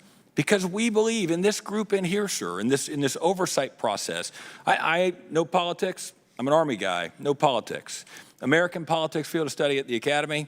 And I would tell you, watching the oversight here, watching what has occurred in D.C., all the way to the young man or woman in Poland who's transitioning that equipment forward, to a Ukrainian who plans to use it, that's what we exist for. That's why it matters, sir. Now, that last piece I'd like you to expand on. Could you help us visualize what it looks like when we make the decision to send them, like tactical vehicles, all the way to that material being fielded? Give us a sense of what that process looks like, how quickly it's now moving. Well, sure, and as Dr. Kahl was talking with Representative Mace earlier, we're learning all sorts of lessons. I mean, listen, where we were a year ago today and where we are now, it's a light year's difference. It's because we have smart, capable men and women who are working to make the processes more effective and efficient. What we have done in terms of moving, it's literally, I'll say literally moving mountains. If you were to stack up all of the things that we have provided, we have literally moved mountains from not just the United States, but from places that we're working with partners around the world. And we have moved that incrementally across oceans, in the air, with hundreds and hundreds of aircraft and ships, moved that to Europe, and then it's moved further by our partners and by men and women that we all are so proud to have there, all the way to a point where a Ukrainian man or woman takes it and brings it forward to use it. And I know a number of you have seen that, sir, but it's pretty impressive. My time is over. It has been an extraordinary logistical accomplishment on top of other accomplishments. sir. Chair now recognizes our final questioner before we go into classified brief, and that's the gentleman from Wisconsin, Mr. Gallagher.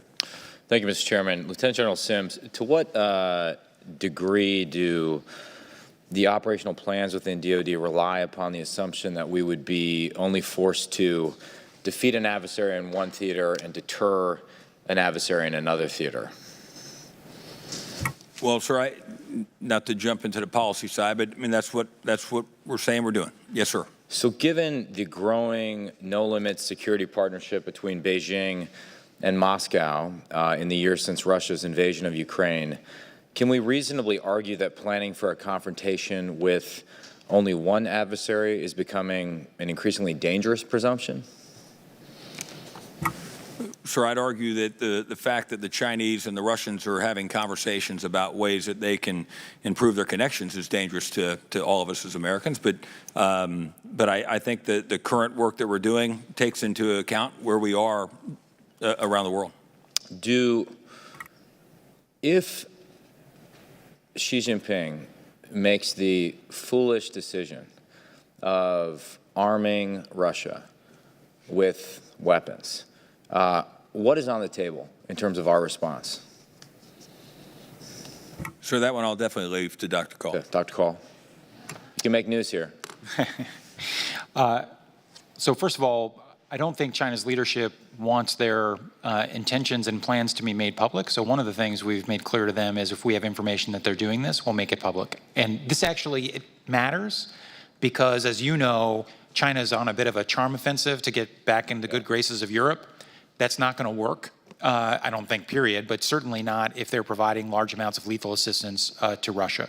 We've also signaled Secretary Blinken with his counterpart at the Munich Security Conference and through other channels that there would be significant costs. I'm happy in the classified session to talk about what some of that might look like, but it would be the similar tools we've used to impose on others that have violated U.S. sanctions. So we are actively trying to deter the CCP from providing lethal assistance to Russia. Yes. And of course, at a broader level, we are actively trying to deter the CCP from invading Taiwan by force, if necessary. Yes. I think this is a perfect example. And I know you've talked. Well, I just came back from 4 days in Taiwan, and I was struck by the all the national security leaders there talked about this increasing strategic convergence between Russia and China. I'm curious if you see it in the same way. It's sort of my contention that increasingly Putin is Xi's junior partner in a de facto alliance against the West, and I think we initially understood the No Limits partnership to be a piece of paper, and increasingly it's something real, but I'd love to get your comment on how you see these two problem sets as connected.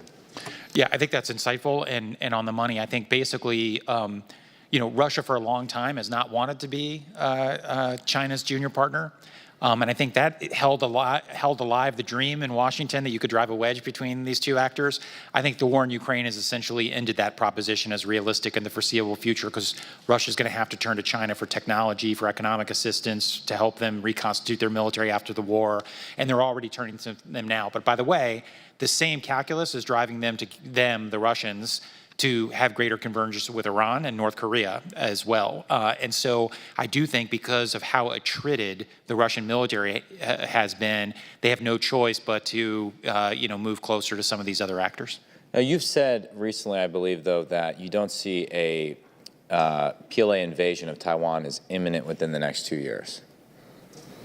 Yeah, I think that's right. I just see no indications that Xi Jinping thinks his military is ready or that the PLA thinks they're ready. I think he has put a date on the dartboard for them to be ready. That doesn't mean they've made the decision to do it, and that's 2027. I think in the interim period, I do not see indications that they are likely to make a leap to invade the island of Taiwan. But just so I understand, your assessment is based on the absence of evidence that you don't see an indication that they're getting ready to invade. I guess maybe. Actually, this would be a really interesting thread of the conversation for us to talk about in the classified setting. Got it. Because it's not just about that.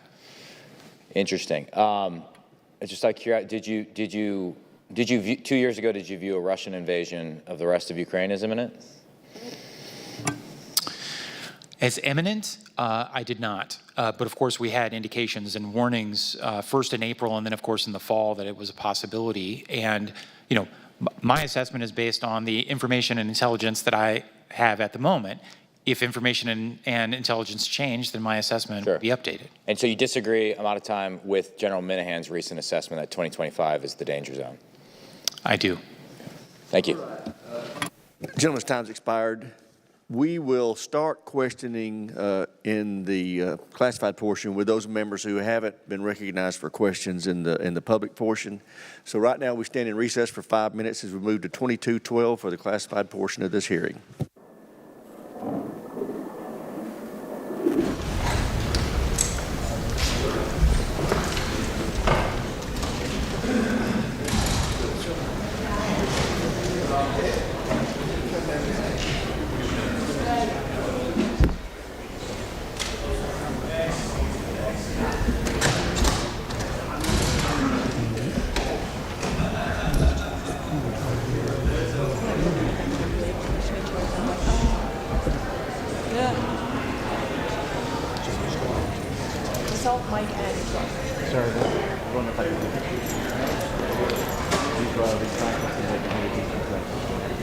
Okay, I'll give this to my people. I'll take a look at it. What is your name? David Becker. I know you. I figured if you're giving it to me, you're not just handing it out.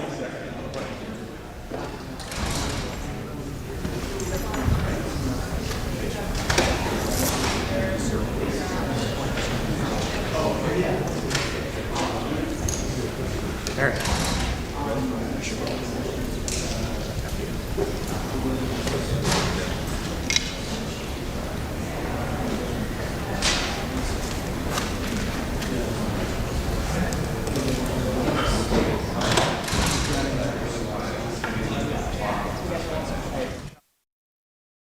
C-SPAN has unfiltered coverage of the